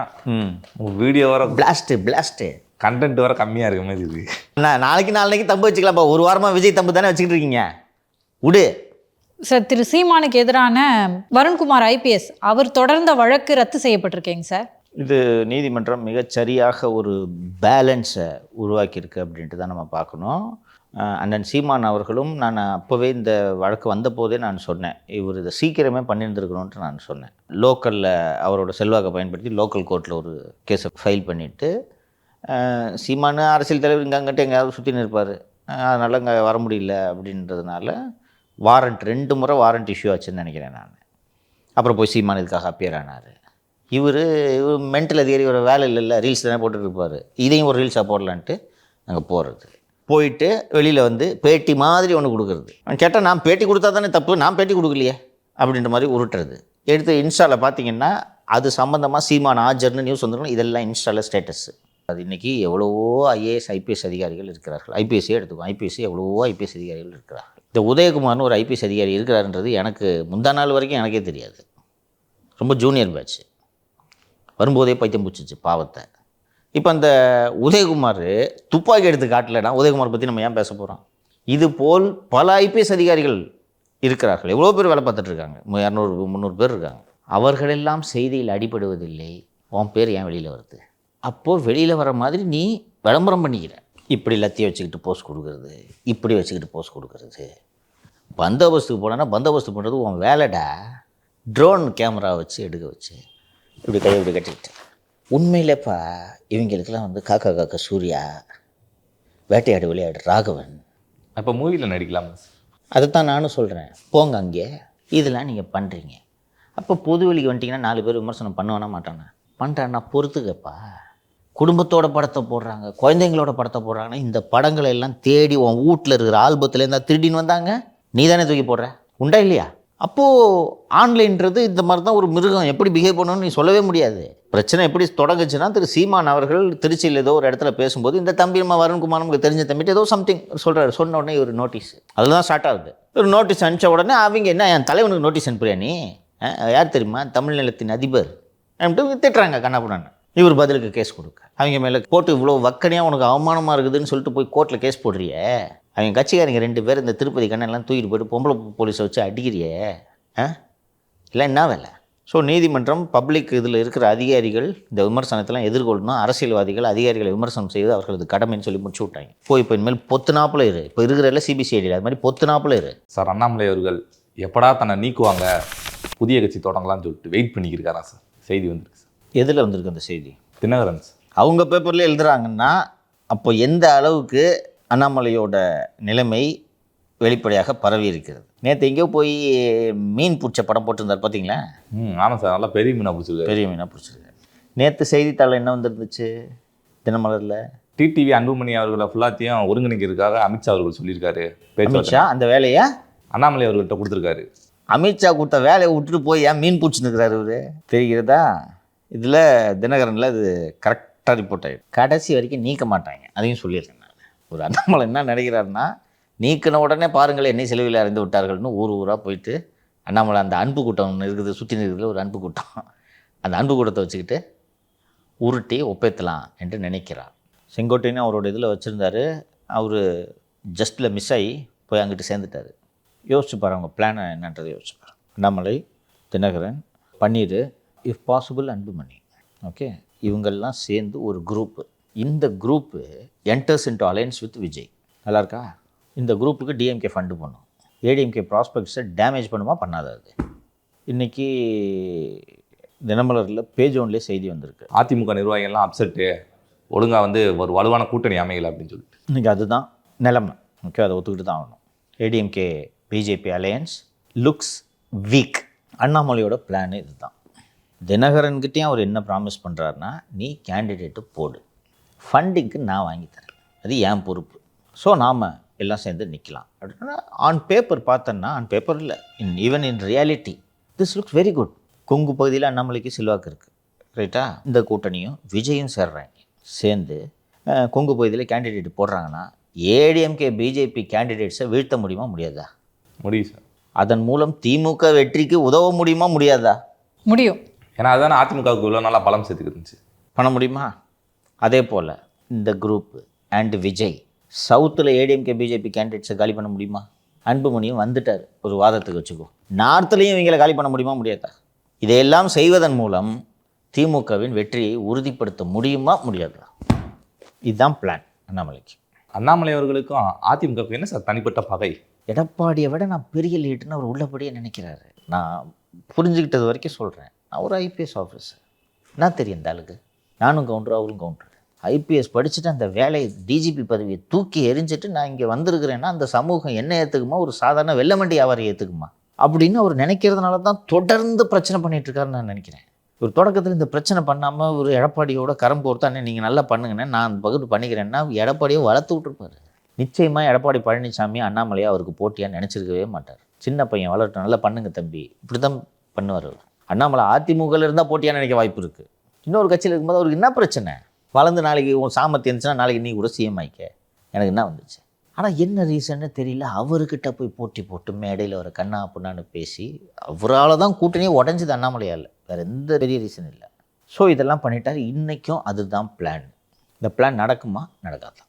நடக்க பிஜேபி விட மாட்டாங்க சார். ஏன்ப்பா அப்படி சொல்கிறீங்க? என்ன பண்ண முடியும் பிஜேபியால்? அண்ணாமலைக்கு அன்பு கூட்டம் இருக்குது தெரியும்ல? அன்பு கூட்டம் இருக்கட்டும், ப்ராப்பர்ட்டிலாம் இருக்கே, அதெல்லாம் அட்டாச் பண்ணி விட்ருவாங்க. சரி, அப்போ கூட டிடிவி தினகரன் விஜய் கூட கூட்டணி வைக்கிறதுக்கு பாசிபிலிட்டி இருக்குல்ல? டிடிவி ஓபிஎஸ் மேபி வைக்கலாம். அதுக்கெல்லாம் வாய்ப்பு இல்லை சார். வைக்கலாம். வச்சா ஜெயிலில் இருந்து தான் தேர்தலில் போட்டிடுவார் டிடிவி. இரட்டை இலைக்கு லஞ்சம் கொடுத்த வழக்கை பதிவு செய்தது டெல்லி காவல்துறை. அதில் ஒரு 3 மாதங்களோ என்னமோ திரு தினகரன் அவர்கள் சிறையில் இருந்தார் என்று நான் நினைவு. இப்போ டெல்லி காவல்துறை திருப்பி கைது செய்ய முடியுமா? இல்லை பெண்டிங்கில் தானே இருக்குல்ல, பெண்டிங் தான் இருக்குது. ஓகே, கைது பண்ணலாம். டெல்லி காவல்துறை எப்படி கைது பண்ண முடியும்? தான் ஏற்கனவே கைது பண்ணி சிறையில் வச்சுட்டாங்க, ஒரு நீதிமன்றம் ஜாமீனில் விட்டுருச்சுல்ல. திரும்ப விசாரிக்கலாமாங்க சார்? விசாரிக்கலாம், கைது செய்ய முடியாதுல்ல. அமலாக்கத்துறை விசாரிக்கலாம். எஸ், நான் வரேன்ட்டு அமலாக்கத்துறை உள்ளே வரும். அமலாக்கத்துறை இது உள்ள எப்படி சார் வரும்? ப்ரிவென்ஷன் ஆஃப் கரப்ஷன் ஆக்ட் இருக்குல்ல, ஷெட்யூல்டு அஃபென்ஸு 420 ஷெட்யூல்டு அஃபென்ஸு அது வந்துருச்சு. அப்படியே இல்லைன்னா இந்த கேஸோட மெயின் அக்யூஸ்டு சுகாஷ் சந்திரசேகர். அந்த சுகாஷ் சந்திரசேகர் தான் தேர்தல் ஆணைய அதிகாரிகள் மாதிரி பேசி தினகரன்ட்டே விபூதி அடிச்சது. அவங்ககிட்ட ஒரு ஒப்புதல் வாக்குமூலத்தை வாங்கி புது கேஸ் போட முடியாதா? போட மாட்டாங்க. தெரியும் பிஜேபி கட்சியை பற்றி. தனி அணியா பொரியாராஜா திகா இருக்குன்றவாங்க. ஓபிஎஸ்ஸை மிரட்டெல்லாம் அவசியம் இல்லை. ஆனால் அவர் தான் இன்றைக்கி திமுகவில் போய் ஜாயின் பண்ண போகிறார் அப்படின்னு சொல்லி செய்தி வந்திருக்கு சார். வந்திருக்கு. 2 ஆப்ஷனையும் ஓப்பனாக வச்சுருக்காரு. பிஜேபி எடுத்து நிறுத்திருக்கலாமா செங்கோட்டையனை தாவைக்கு போகாமல்? அவர் அந்த அளவுக்கு பலமா இல்லை. இபிஎஸ்ஸே வந்து கவுண்டர் சாதியை சேர்ந்தவர் தான் அப்படின்றதுனால பெரிய அளவில் பலம் சேர்க்க மாட்டார், போனால் போட்டோன்னு நினச்சிருக்கலாம். கரெக்ட். திரு செங்கோட்டையன் தான் அவரே சொல்கிறார், 50 ஆண்டு கால பொது வாழ்க்கைக்கு சொந்தக்காரன், 50 ஆண்டு காலமாக நான் அதிமுகவில் இருக்கிறேன். கடந்த 10 ஆண்டு காலமாக செங்கோட்டையனால் அதிமுகவில் இருந்த முக்கியமான ஆட்கள் எல்லாம் அங்கிருந்து வெளியேறினார். வெளியேறி திமுகவில் தானே சார்? ஆமாம், சிலர் ஒதுங்கிட்டாங்க, சிலர் திமுகவில் போயிட்டு செல்வாக்காக இருக்கிறாங்க. சத்தியமங்கலம் முன்னாள் எம்எல்ஏ கேஆர் கந்தசாமி போனதுக்கு ஒரே ரீசன் செங்கோட்டையன். தோப்பு வெங்கடாச்சலம் தனக்கு போட்டியாக வந்துடுவார்ன்ற ஒரே காரணத்துக்கு சார். முன்னாள் எம்பி மற்றும் முன்னாள் எம்எல்ஏ விகே சின்னசாமி அவர் போனது இவரால். ஈரோடு ஊராட்சி குழு தலைவர் நவமணி கந்தசாமி திமுகவுக்கு போனது செங்கோட்டையனால். டிஎன் பாளையம் ஒன்றிய குழு தலைவராக இருந்த முன்னாள் தலைவர் விஜயலட்சுமி. செங்கோட்டையனோட அண்ணன் பையன் கே செல்வம் டிஎன் பாளையத்தோட முன்னாள் ஒன்றிய கழக செயலாளர் ஓஎஸ் மனோகரன் திமுகவுக்கு போகிறார் செங்கோட்டையனால். முன்னாள் கோபி ஒன்றிய கழக செயலாளர் மனோகரன் இவர். இதே போல் நகர கழக செயலாளர் நிர்வாகிகள் இவங்க எல்லாம் ஏடிஎம்கேல இருந்தவங்க திமுகவுக்கு போனதுக்கான காளியப்பன் செல்வம் இவங்க எல்லாத்துக்கும் விட ரொம்ப முக்கியமாக சிந்து ரவிச்சந்திரன். செங்கோட்டையன் சம்பாதிச்ச பணத்தெல்லாம் சிந்து ரவிச்சந்திரன் தான் கொடுத்து வச்சிருந்தாரு, தூக்கிக்கிட்டு திமுக போயிட்டு இருந்தார். செங்கோட்டையனோட பிஏவாக இருந்தவர். கேவி சின்னசாமி அக்ரிகல்ச்சர் கோஆபரேட்டிவ் பேங்கோட முன்னாள் தலைவராக இருந்தார் அதிமுக. அவர் வெளியில் போனதுக்கு காரணம் செங்கோட்டையன். சத்தியமங்கலம் ஒன்றிய கழக செயலாளர் வரதராஜன் வெளியில் போனதுக்கு காரணம், திமுகவுக்கு போனதுக்கு காரணம் செங்கோட்டையன். இதுதான் செங்கோட்டையனோட ஆர்கனைசிங் கெப்பாசிட்டி. இப்படி ஈரோடு மாவட்டத்தில் இருக்கக்கூடிய அதிமுகவை தொடர்ந்து பலவீனப்படுத்தி கொண்டே இருக்கக்கூடிய ஒரு நபரால் கட்சிக்கு என்ன பயன் என்று எடப்பாடி நினைப்பாரா மாட்டாரா? நீ கட்சியை வீக்கன் பண்ணுறது மட்டும் இல்லாமல் நீ எனக்கு கெடு விதிச்சா? நான் நேற்று கெடு விதிக்கவில்லைன்னு சொல்லிட்டு சொல்கிறாரு சார். எல்லாரும் பார்த்துட்ருக்காங்கப்பா, அவங்களுக்கெல்லாம் நம்மளெல்லாம் எவ்வளோ முட்டாள்னு நினச்சா அப்படி சொல்லுவாங்க. ஊரே லைவில் பார்த்துச்சு அந்த ப்ரெஸ் மீட்டை இல்லையா? டீ கடை வைக்கப்பட்டிருக்கிறது, எல்இடி போர்டு வைக்கப்பட்டிருக்கிறது, ஜீப்பில் ஏறி ராஜா மாதிரி எப்படி பாவனி வந்துட்டு கும்பிட்டுக்கிட்டுலாம் வந்தார், பார்த்தோம். 10 நாள் கெடுனால தான் நீக்கினாங்கிறத நம்ம விரிவாக விதைச்சோம். கெடு விதிக்கலன்ட்டு நேற்றும் சொல்கிறாரு. நம்ம தான் கண்ணால் பார்க்குறோம். ஸோ இப்போது நான் இந்த பட்டியலை படித்தேன். அனுமார் வால் மாதிரி நீளுதேங்க சார். ஆமாம், இதுதான் அங்கே செல்வாக்கு. சரியா? சிம்பிளாக சொல்கிறேன். உண்மையிலே ஒரு செல்வாக்கான லீடர்னு வச்சுக்க எடப்பாடி தொட்டுக்க மாட்டார். கரெக்டா? அவரும் பொலிட்டிஷியன் தானே, யோசிப்பார்ல. எதுக்கு ஒரு மாவட்டத்தை இழக்கணும், எதுக்கு 2 தொகுதியே இழக்கணும்னா அதை யோசிப்பார். இப்போ வேலுமணி அவர்கள்லாம் செல்வாக்காக இருக்காரு, அவர் என்ன யோசிப்பார் நீக்கிறதுக்கு. அது மாதிரி சூழல் இழலை. ஆனால் நீ சொன்னது நல்ல பாயிண்ட்டு. இந்த ஜூனியரில் வந்துருந்துச்சே ஒரு அதிகாரமயமாக உருவாயிருக்கிறாருன்ட்டு. அப்படியா? அதிகாரமயம் உருவாகிறியா? நீக்க முடியுமா? தங்கமணி நீக்க முடியுமா? 2 மாவட்டம் போச்சு. அண்ணன் கேபி முனுசாமி நீக்க முடியுமா? மதுரையில் 2-3 தலைவர்கள் இருக்காங்க. ஆர்வி உதயகுமார், செல்லூர் ராஜு, ராஜன் செல்லப்பா. நீக்க முடியுமா? தினகரன், பன்னீர்செல்வம் போன்றோருக்கு சாதி பின்புலம் இருக்கிறது. செங்கோட்டையனுக்கு என்ன இருக்குது? அதிமுகவை பொறுத்த வரைக்கும் இப்போ ரொம்ப பவர்ஃபுல்லாகவும் பெரும்பான்மையான ஜாதியாக இருக்கிறது கவுண்டர் ஜாதி தான். எக்ஸாக்ட்லி. அப்போ அந்த கவுண்டர் ஜாதியை வீக் பண்ணுறதுக்காக நீ கட்சியை உடைக்கிறியா? நினைப்பாங்களா மாட்டாங்களா? கேட்டேன் ஊரில், என்னங்க அண்ணன் இப்படி பண்ணிட்டார், இப்படி தான் சொல்கிறாங்க எல்லாம் வருத்தப்பட்டு. இருந்தாலும் ஒரு பண்ணிடக்கூடாது, ரொம்ப வருத்தமாக இருக்குது. அப்போ வெறுப்பாங்க அவரை. ஸோ இதெல்லாம் தெரிஞ்சு தான் ஒரு ஆளை நீக்கிறீங்கப்பா. அதோட காஸ்ட் பெனிஃபிட்டை ஒர்க் அவுட் பண்ணாமல் ஒரு லீடர் ஒரு முடிவு எடுத்தாருன்னா அவர் லீடரே கிடையாது. கருணாநிதி இப்படி காஸ்ட் பெனிஃபிட் பண்ணாமல் எம்ஜிஆரை நீக்கினதுனால தான் 13 வருஷம் வனவாசத்தில் இருந்தார். அவர் அந்த வேலையை செய்யாமல் இருந்திருந்தா இப்படி சண்டை போட்டுக்கிட்டே ஓட்டி இருந்திருக்கலாம். வரலாறு எம்ஜிஆர் வரலாறுலாம் படித்து பார்த்தா இப்படி தான் சின்ன சின்னதாக பிரச்சனைகள் வருது. கருணாநிதி நோண்டிக்கிட்டே இருக்கார் எம்ஜிஆர்.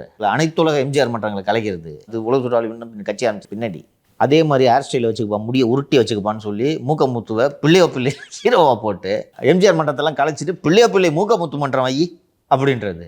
அப்புறம் அவரோட ஆதரவாளர்களை பூரா தூக்குறது. இதெல்லாம் பண்ண உடனே தான் காஞ்சிபுரமும் இங்கே ஒரு நடந்த கூட்டத்தில் தான் வெளிப்படையாக எதிர்த்து பேசுகிறார் எம்ஜிஆர். அப்போது அதுக்கான காஸ்ட் என்னன்றதை கணிக்க தவறிட்டார் கருணாநிதி. செங்கோட்டையன் எம்ஜிஆரா நீ தூக்கி போட்டால் செல்லா காசுன்றதை தெரியாமையா நீக்கினார். இன்னொன்று அதை நீங்கள் பார்க்கணும், ஃபஸ்ட்டு நாளே அந்த கெடு விதிச்சப்பவே தூக்குன இவரை கட்சியை விட்டுன்றாங்க. பட் எதுக்கு? ஓ நீ தினகரன் கூட கூட்டணி வைக்கிறியா இருடி அப்படி தான் நீக்கிறாங்க. ஏற்கனவே நான் சொல்லியிருக்கேன், உங்களுக்கு ஞாபகம் இருக்கிறதா என்று தெரியவில்லை.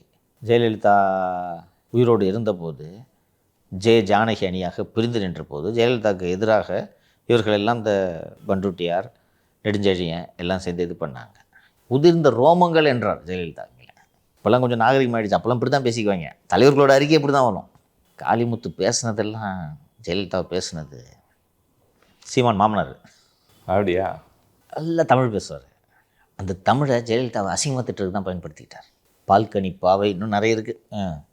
இப்போது இன்றைக்கி இப்போ இந்த 2 நாளாக நம்ம தொடர்ந்து இதை பேசிகிட்டு இருக்கோமா. நேற்றும் டிவி சேனல்ஸ் எல்லாம் டிபேட் ஆகுது, இன்றைக்கும் இதுதான். நேற்று நம்ம தம்பும் தவச்சோமா. நாளன்னைக்கு கோபியில் கூட்டம். எடப்பாடி இந்த டைடை எப்படி டேர்ன் பண்ணுறான்றதை மட்டும் வெயிட் பண்ணி பாருங்க. சரியா? நீங்கள் உங்களுக்கு ஒரு மாபெரும் செல்வாக்கு மிக்க தலைவர் என்று தான் நீங்கள் அவர் போன உடனே இன்றைக்கி பலவீனம், இன்றைக்கி தினமலர்லையும் பேஜ் 1 வீக்காக இருக்குது அப்படின்லாம் போட்டிருந்தாங்க. இதை மாற்றுறதுக்கான வேலையை திரு பழனிசாமி அவர்கள் 30ஆம் தேதி கோபியில் நடக்கக்கூடிய கூட்டத்தை வைத்து செய்ய வேண்டும். இப்போது இந்த தினமலர் செய்திக்கு வருவோம். என்னப்பா வந்திருக்கிறதுல நிர்வாகிகள்லாம் அப்செட்டில் இருக்காங்க, ஆலோசனை அப்படின்னு சொல்லிட்டு கூட்டணி வந்து வலுவாக இல்லை, அமைக்கலை, அதனால வந்து அப்செட்டில் இருக்காங்க. அது உண்மை. இன்றைக்கி ஆப்டிக்ஸ் எப்படி இருக்குதுன்னு கேட்டால் திமுக அதே கூட்டணியோடு வலுவாக இருக்கிறது. புதிதாக டார்ச் லைட் கட்சி வேறு ஒன்று வந்து அங்கே சேர்ந்துருக்கிறது. சரி, ஏடிஎம்கேயில் இருக்கிறதையாவது பத்திரமா வச்சுட்ருக்காங்கன்னு பார்த்தா ஒரு மாபெரும் தலைவர் செங்கோட்டையன் அங்கே போய் சேர்ந்திருக்கிறார். ஸோ எடப்பாடியோட தலைமையை நம்பி கட்சிகள் கூட்டணிக்கு வர தயாராக இல்லை என்ற சூழல் தான் இன்று நிலவுகிறது. நான் நேற்றைக்கு முன்தினமோ ஒரு நிகழ்ச்சியில் பேசும்போது தான் நான் சொன்னேன், அதிமுகவில் இருக்கக்கூடிய தலைவர்கள் அத்தனை பேரும் திரு எடப்பாடி பழனிசாமியை போன்ற சிறந்த தலைவர் கிடையாது, நான் வாழும் வரை அவருக்கு விசுவாசமாக இருப்பேன் என்றெல்லாம் அவரோடு இல்லை. இன்றைக்கி அவர் தான் கட்சியை வழிநடத்தி செல்றதுக்கு சரியான ஆள் என்ற அடிப்படையில் தான் இருக்கிறார்கள். அவங்களும் அந்த தலைவர்கள் அதிருப்தின்லாம் வந்துச்சுல, அவங்களும் எல்லா ஆப்ஷனையும் எக்ஸசைஸ் பண்ணிகிட்ருப்பாங்க. நேற்று திரு செங்கோட்டையன் அவர்களோடு தஞ்சாவூர் மாவட்டத்தை சேர்ந்த டாக்டர் மோகன் என்பவர் தாவேகாவில் இணைந்திருக்கிறார். அது பெரிய அளவில் செய்தியாகலை. இந்த மோகன் யார் என்றால் தஞ்சாவூரில் காமாட்சி மருத்துவமனை என்ற மருத்துவமனையை வைத்திருக்கிறார். ஒரு பெரிய மருத்துவமனை. அந்த மருத்துவமனையில் காமராஜ் காசும் இருக்குதுன்னு வச்சுக்கோங்க. காமராஜோட சம்மந்தி தான் இந்த மோகன். அப்படி இருக்கப்போ எப்படி சார் போய் தாவேக்கால இணைய விடுவாங்க? நாளைக்கு ஒருவேளை எடப்பாடி வீக்காகி விஜய் ஆட்சிக்கு வந்துட்டாருன்னா அந்த பக்கம் கால் வைக்கிறது ஒரு இடம் வேணும்ல. அதனால் காமராஜ் தான் ரெடி பண்ணி அனுப்புகிறார் மோகனை. காமராஜ் அதிமுக ஆட்சி காலத்தில் உணவுத்துறை அமைச்சராக இருந்தவர். இன்றைக்கி டெல்டா பகுதியில் ஒரு முக்கிய தளபதியாக அதிமுகவில் இருக்கக்கூடியவர். அவரோட சம்பந்தியாக இருக்கக்கூடிய திரு மோகன் என்பவர் நேற்று செங்கோட்டையனோடு சேர்ந்து அங்கே சென்றிருக்கிறார். இந்த செங்கோட்டையனோடு வந்து ஒரு சத்யபாமா இவங்கெல்லாம் போய் சேர்றது, இவங்கெல்லாம் நீக்கப்பட்டவங்கன்னு போய் சேர்றாங்க. காமராஜோட சம்பந்தி எதுக்கு போய் தாவேக்கல்ல சேர்றாரு சொல்லுப்பா. பார்த்தீங்கன்னா அந்த சைடு போகும்போதெல்லாம் பார்த்தீங்கன்னா காமராஜ் கூடவே இருப்பார். இவர் எடப்பாடி வந்து இந்த சசிகலாவை சேர்த்துக்கலாமான்னு யோசிக்கிறாருன்னு தெரிஞ்சால் கூட எங்கேயும் சவுடு கொடுப்பார், அண்ணே அந்த குடும்பம் வேண்டாம்னே அப்படின்னு. ஆனால் இவரே பேசிகிட்டு இருப்பார். இதுதான் அரசியல். இதெல்லாம் புரிஞ்சுக்கிட்டு எடப்பாடி அரசியல் பண்ணிகிட்டு இருக்கார். அது தப்பு சொல்ல முடியாது. சான்ஸ் கிடைச்சா எடப்பாடியும் தான் பண்ணுவார். அரசியலில் லாயல்ட்டிக்கெலாம் இடமே இல்லை, விசுவாசத்துக்கெலாம் பேச்சே கிடையாது. நான் நல்லா இருக்கணும் அவ்வளோதான். 120 எம்எல்ஏ இருக்கும்போது உன்னை போய் தேர்ந்தெடுத்து சிஎம் ஆக்குறேனப்பா அப்படின்னு சசிகலா சொன்னாங்கன்னா அது நியாயம் தானே? அடடே ஆமாம், ஸ்மால் மம்மி நமக்காக இவ்வளோ தூரம் செஞ்சாங்க அப்படின்ட்டு அவர் அமைதியாக இருந்திருந்தாருன்னா கட்சி இன்றைக்கி தெருவுக்கு வந்திருக்கும். ஓகேவா? ஸோ காமராஜ் அவரோட சம்பந்தி மோகன் அவர் வந்து நேற்று தாவேகாவில் இணைந்திருக்கிறார். எதுக்கு இணைஞ்சிருக்கிறார்? மோகன் எதுக்கு அனுப்புகிறாரு காமராஜ்? உள்ளே என்ன நடக்குது அப்படின்றத பார்க்குறது கூட இருக்கலாம். பெரிய வேகு பார்த்து கிழிச்சிடுறாங்க. உள்ளே என்ன நடக்குதுன்றது புஷியானதுக்கே தெரியாது. நேற்று கட்சியில் ஜாயின் பண்ணவர் போய் என்னென்று வேகு பார்த்து சொல்லிவிடுவாங்க. இல்லை சார், ஒருவேளை சரி அந்த இடத்துல கொஞ்சம் பெரிய ஆள் அப்படின்றதுக்காக அவரை கூட பொறுப்பாளர் எதுவும் போட்டாங்கன்னா ஒரு வேலையும் பார்க்காதையா நான் பார்த்து எப்படியா ஜெயிச்சுக்கிறேன் அப்படின்றது கூட சொல்லலாம். ஒருவேளை விஜய் வெற்றி பெற்று விட்டால் இப்போ இருந்தாலும் அண்ணன் எடப்பாடி தான் எனக்கு முக்கியம்ட்டு கூட இருப்பார் காமராஜ். போவாங்க பார்த்துக்கிறேன், தஞ்சாவூர், திருவாரூர் நாகப்பட்டினம் 3 டிஸ்ட்ரிக்ட் செலவை நான் பார்த்துக்கிறேன்னு சொல்லு விஜய்கிட்ட. புரியுதா? இப்படிப்பட்டவர்கள் தான் எடப்பாடியோடு இருக்கிறார்கள், இருப்பார்கள். அவங்கவுங்களுக்கு அவங்கவுங்க இன்ட்ரெஸ்ட். இது போல் எல்லா பர்சனல் இன்ட்ரெஸ்ட்டும் சேர்ந்தது தான் ஒரு அரசியல் கட்சி. அந்த பர்சனல் இன்ட்ரெஸ்ட் எல்லாம் வச்சு தான் நீ ஒரு அரசியல் கட்சியை நகர்த்திக்கிட்டு போகணும். ஸோ இன்றைக்கி திஸ் லுக்ஸ் வீக். நம்ம ஏற்கனவே பேசணும், தினகரனோ பன்னீர்செல்வமோ தனி அணி அமைத்து, அண்ணாமலையோடு சேர்ந்து தனி அணி அமைத்து விஜயோடு கூட்டணி வைத்து போட்டியிடுவது என்பது 100% திமுக வெற்றிக்கு உதவும். என்னம்மா கேட்டிங்க? இந்த தந்தியில் ஏதோ படித்தேன்னு சொன்னீங்களே, ராஜகுருவாக இருப்பாரா செங்கோட்டையன்? அங்கே தான் ஏற்கனவே ஒரு ராஜகுரு இருக்காரே சார். யாருப்பா அது? Health card. திரு செங்கோட்டையன் அவர்கள் வருகையை நேற்று நாமே விவாதித்தது போல் தாவேக்க ஒரு மிகப்பெரிய ஈவெண்ட்டாக பார்க்குறாங்க அப்படின்ட்டு தான் அவருக்கு கொடுத்த முக்கியத்துவம். விஜய் வெளியிட்ட வீடியோ, அவருக்கு கொடுத்துருக்கக்கூடிய இரட்டை பதவிகள், நிர்வாக குழு தலைமை ஒருங்கிணைப்பாளர் மற்றும் 4-5 கொங்கு மாவட்டங்களின் பொறுப்பாளர் போட்டிருக்காங்க. நேற்றே ஒரு சில டெவலப்மெண்ட்ஸ், நம்ம சொன்ன டெவலப்மெண்ட்ஸ் நேற்று நடந்திருக்கிறது. திரு விஜய் அவர்கள் பல இடங்களில் எம்ஜிஆரை பற்றி பேசுகிறார், அண்ணாவை பற்றி பேசுகிறார், ஜெயலலிதாவை பற்றி என்றாவது பேசியிருக்கிறாரா? ஏன் பேசுனதில்லை? இதெல்லாம் அது ஒருவேளை பேக் ஃபயராக கூட ஆகலாம். சமகாலத்தில் இருந்த முதலமைச்சர், நீங்கள் சொல்கிறது 2மே காரணம். 3வது ஒரு காரணம் இருக்குது. அவரே ஜெயலலிதாவால் பாதிக்கப்பட்டவர். டைம் டு லீட் அப்படின்னு போட்டார், டைம் டு ப்ளீடுன்னு படத்தை நிப்பாட்டி சிந்தம்மா. அது ஒரு ரீசன். 1. 2வது மாலதி சொன்னது, சமகால அரசியல் தலைவர். இப்போ தான் recent past, she is a convict. So she is a bad example. MGR அண்ணாதுரையே அவர் எதுக்கு எடுக்கிறாருன்னா, கட்சி தொடங்கி முதலமைச்சரானவர்கள். ஆனால் எம்ஜிஆரை விட சிறப்பாக கட்சியை நடத்தி கட்சியை மீண்டும் மீண்டும் வெற்றிக்கு அழைத்து சென்றது ஜெயலலிதா தான். மாநிலத்தில் உட்கார்ந்துக்கிட்டு மத்திய அரசியலை தன் விரலால் ஆட்டுவித்த பெருமை ஜெயலலிதாவை தவிர யாருக்கும் கிடையாது. ஒரு சின்ன உதாரணம் சொல்கிறேன். எமர்ஜென்சி முடிந்து மொரார்ஜி தேசாய் பிரதமராக இருக்கிறார். தஞ்சாவூரில் இந்திரா காந்தி அவர்கள் போட்டியிடுவதாக முடிவெடுத்து விட்டார். ஒரே நைட்டில் நடக்கிறது இது. இந்திரா காந்தி தஞ்சாவூரில் போட்டியிடுவார், ஆதரவு தருதுன்னு அதிமுக முடிவெடுத்துருச்சு. ஆட்சி, எம்ஜிஆர் சிஎம். டெல்லி கூப்பிட்றாங்க எம்ஜிஆர், பிரைம் மினிஸ்டர் கூப்பிட்றாரு. உனக்கு நான் வேணுமா இந்திரா காந்தி வேணுமான்னு முடிவு பண்ணி. இங்கே தஞ்சாவூரில் இந்திரா காந்தி அவர்கள் போட்டியிடுவது அவருடைய பாதுகாப்புக்கு நல்லதல்ல. வாபஸ் வாங்கிட்டார் ஆதரவை. அப்புறம் she shows some other state. மத்திய அரசை ஒரு நாளும் பகிச்சுக்கிட்டதில்லை. திமுகவுக்கும் காங்கிரஸுக்கும் சண்டை. நான் தான் அண்ணனுக்கு ஆதரவு தருவேன், நான் தான் அண்ணனுக்கு ஆதரவு தருவேன்னு கடைசி வரைக்கும். அந்த சூழலில் தான் எமர்ஜென்சியில் நம்ம பிள்ளையை தூக்கி வச்சு அடித்தாலும் பரவாயில்லன்னு ஓடி போய் இந்திரா காந்திக்கு ஆதரவு கொடுக்குறாரு. இல்லைன்னா அவர் தொப்பி உள்ளே போந்துடுவார், நான் வர்றேன் அப்படின்ட்டு. அதை தலைகீழ பண்ணாங்க. மத்திய வெளியுறவுத்துறை அமைச்சராக இருந்த திரு ஜஸ்வந்த் சிங் போலீஸ் கடன் வந்துடுவாங்க, கதவு திறக்க மாட்டாங்க. ஆனால் இவ்வளவு சிறப்புகள் எல்லாம் இருந்தாலும் விஜய் அவர்கள் ஜெயலலிதாவை எந்த இடத்துலையும் குறிப்பிடாமல் இருப்பதற்கு காரணம் சமகால தலைவர். அண்ட் கூகுளே இருக்குல்ல அவங்களோட conviction and other things. So Jayalalithaa is better then MGR. ஆனால் எம்ஜிஆரை தூக்கி பிடிக்கிறார் விஜய், ஜெயலலிதாவை தொடரதே இல்லை. அதுக்கு காரணம் ஷீ இஸ் அ கான்விக்ட், சமகால அரசியல் தலைவர். அவங்களோட அந்த corruption case and other things ஃப்ரெஷ்ஷாக நினைவில் இருக்குது. அதனால் அதை தொட வேணான்னு நினைக்கிறாரு. ஆனால் பாகிலே ஜெயலலிதா படத்தை வச்சுக்கிட்டு தான் வர்றாரு செங்கோட்டையன். இந்த டைனமிக்ஸ் சேஞ்ச் ஆகிறது தெரியுதா? இது ஒரு பெரிய முரண். உங்களுக்கு தூய்மையான ஆட்சி தரேன்ட்டு நீங்கள் ஒரு முழக்கத்தை வைக்கிறீங்க, வச்சுக்கிட்டு ஊழல் வழக்கில் தண்டிக்கப்பட்டவரை உங்கள் கட்சியில் சேர்த்திருக்கிறீர்கள். அது சம்பந்தமாக அவர்கிட்ட கேட்குறப்ப சார் அவர் என்ன சொல்கிறாருன்னா, ஒரு அரசாங்கம் நினச்சா என்னத்தை வேணால் மாற்றலாம் அப்படின்ற மாதிரி அவர் சொல்கிறார். இங்கே சேகர செங்கோட்டையனே தண்டிக்கப்பட்டவர். 91லேருந்து 96 வரைக்கும் தம்மா அட்டின்னு அட்டிச்சு நவுத்துனாங்க. செங்கோட்டையன் வனத்துறை அமைச்சர், போக்குவரத்து துறை அமைச்சர், போக்குவரத்து துறையில் நடந்த ஊழலில் தான் தண்டிக்கப்பட்டார் அவர். அண்டு ஜெயலலிதா இன்னைக்கு வரைக்கும் ஷீ இஸ் அ கான்விக்ட். இறந்த பிறகு தானே வழக்கில் இறுதி முடிவு வந்துச்சு. இங்கே ஏடிமிக்காரங்கிட்ட கேட்டால் சொல்லுவாங்க, இல்லை அம்மா குற்றவாளி அல்ல அப்படின்வாங்க. That is different. நம்ம இருக்கிற உண்மையை பேசணும். செங்கோட்டையன் அப்பழுக்கற்றவர்லாம் சொல்கிறாங்களே sir. He himself is a convict. Jal show you the conviction link. அதனால ஜெயலலிதாவை தொடக்கூடாதுன்னு விஜய் நினைக்கிறாரு. செங்கோட்டையன் பாக்கெட்டில் ஜெயலலிதா படத்தை வச்சுக்கிட்டு வர்றாரு. அவரோட அடையாளம் செல்வி ஜெயலலிதா தான். செங்கோட்டையனோட ஓட்டு அதிமுக ஓட்டு, கோபியில் அவருக்கு இருக்கிற ஓட்டு அதிமுக ஓட்டு. ஜெயலலிதாவை எல்லாருக்கும் தெரியும், சமகால அரசியல் தலைவர். எம்ஜிஆரை அவர் செட்டு ஆளுங்களுக்கு தான் தெரியும். உனக்கு தெரியுமாப்பா எம்ஜிஆர் பற்றி? ஏன்பா கேமராமேன் உன்னை தான் விவரமாக தெரியுமா? தெரியாது. எம்ஜிஆர் ஜெயலலிதா பற்றி தெரியும். பிறந்திருப்பாரு. நானே எம்ஜிஆர் இறந்ததுக்கு அப்புறம் தான் பிறந்தேன். அப்போ இந்த அதிமுக வாக்காளர்களுக்கு தெரிந்த ஒரே தலைவர் ஜெயலலிதா. அவங்கள தவிர்த்துட்டு அரசியல் பண்ணால் நமக்கு சிக்கல். இன்னைக்கு கோபியில் செங்கோட்டையன் தாவேக அலுவலகம் திறந்திருக்கிறார். அதாவது அவர் அலுவலகத்தை தாவேக அலுவலகமாக மாற்றிவிட்டார். யாருடைய படங்கள் இருக்கிறது அந்த பேனரில்? ஜெயலலிதா படமும் எம்ஜிஆர் படமும். எம்ஜிஆர் படம் சின்னது, ஜெயலலிதா படம் பெருசு. அஞ்சலை அம்மாள், வேலுநாச்சியார், அம்பேத்கர், பெரியார்லேருந்து செல்வி ஜெயலலிதாவுக்கு வந்துட்டீங்க, கூட்டு வந்துட்டாரா? சார் அது ஜனநாயக கட்சியா சார், யார் புகைப்படத்தை வேணால் பயன்படுத்தலாமா? அதெல்லாம் தலைமை எதுவுமே சொல்லலையா? கருணாநிதி படத்தை வைங்க, ஜனநாயக நாடு தானே. சொல்லு ராஜா, வேகமாக பாயிண்ட் எடுத்து குட்டிய. அவர் தான் சார் சொல்கிறாரு. அப்படி கட்சியோட டைமென்ஷன் மாறுது தெரியுதா? உங்கள் கட்சியோட முக்கிய தூணாக நீங்கள் கருதும் நபர் கிட்டத்தட்ட அவர்கிட்ட தலைவர் வீடியோ போடுறாருன்னா எந்த அளவுக்கு நீங்கள் அவரை கருதுறீங்க? அவரு பக்கத்து உங்கள் கட்சியை எடுத்துகிட்டு போகிறாரு தெரியுதா?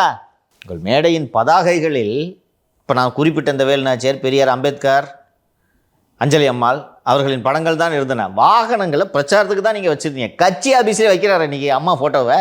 அதான் மனோஜ் பாண்டியன் கூட பேசிட்டு இருக்கும்போது பழைய கதைகள்லாம் போதும் வாயா போதும் நிறுத்தி அவன் புராணத்தை அப்படின்னு சேகர் பாபு இழுத்துட்டு போனார்ல. திமுக கொண்டா நீங்க திமுக அவ்வளவுதான். அந்த காலத்துல என் போட்டோ வந்து இதுல வந்துருந்துச்சு எம்ஜிஆர்னா அதை பேசுறதுக்கு ஒன்று திமுக சேர்த்து மூடணுவா? அவரே அவர் சொல்றாரு சார், நான் இப்போ எடுத்துட்டேன்னா அப்படித்தான் அதிமுக காரன்னா ஒரு நாள் பாரு சடக்குன்னு மேட்டாரு அப்படின்னு சொல்லுவாங்க. தெரியுதாப்பா?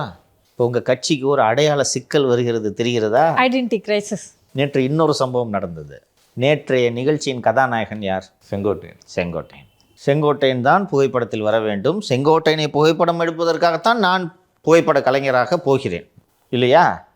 பத்திரிகையாளர்லாம் நின்றுட்டு வீடியோ கேமரா சார் நில்லுங்கன்னு சொல்லிட்டு இது பண்ணிட்டு இருக்கேன். செங்கோட்டையன் பைட்டு கேட்கறதுக்காக நிற்கிறாங்கன்னு நினைக்கிறேன். நம்ம யோயோ மேன் குறுக பூந்தார் கவனிச்சியா? பார்த்தேன். அவர் ஏன் சார் அப்படி பண்றாரு? இப்படிப்பட்ட வழிகாட்டிகளைத்தான் பெருந்தலைவர் விஜய் அவர்கள் உடன் வைத்திருக்கிறார். ஒரு சீரியஸ்னஸ் இல்லையா சார்? நான் தான் எங்கள் கதாநாயகன். கல்யாண வீடுன்னா நான் தான் மாப்பிள்ளை, இழவு வீடுன்னா நான் தான் போனோம்.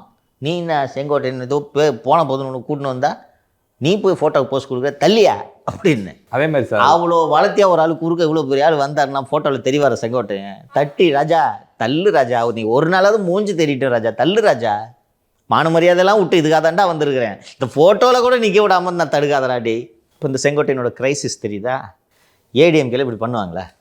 ஈவன் டிஎம்கே திமுகவில் போய் அண்ணன் சேர்ந்துருக்காருன்னு வச்சுக்கோ, திமுகவில் தெரியும் இன்னைக்கு இவர் தான் ஹீரோ.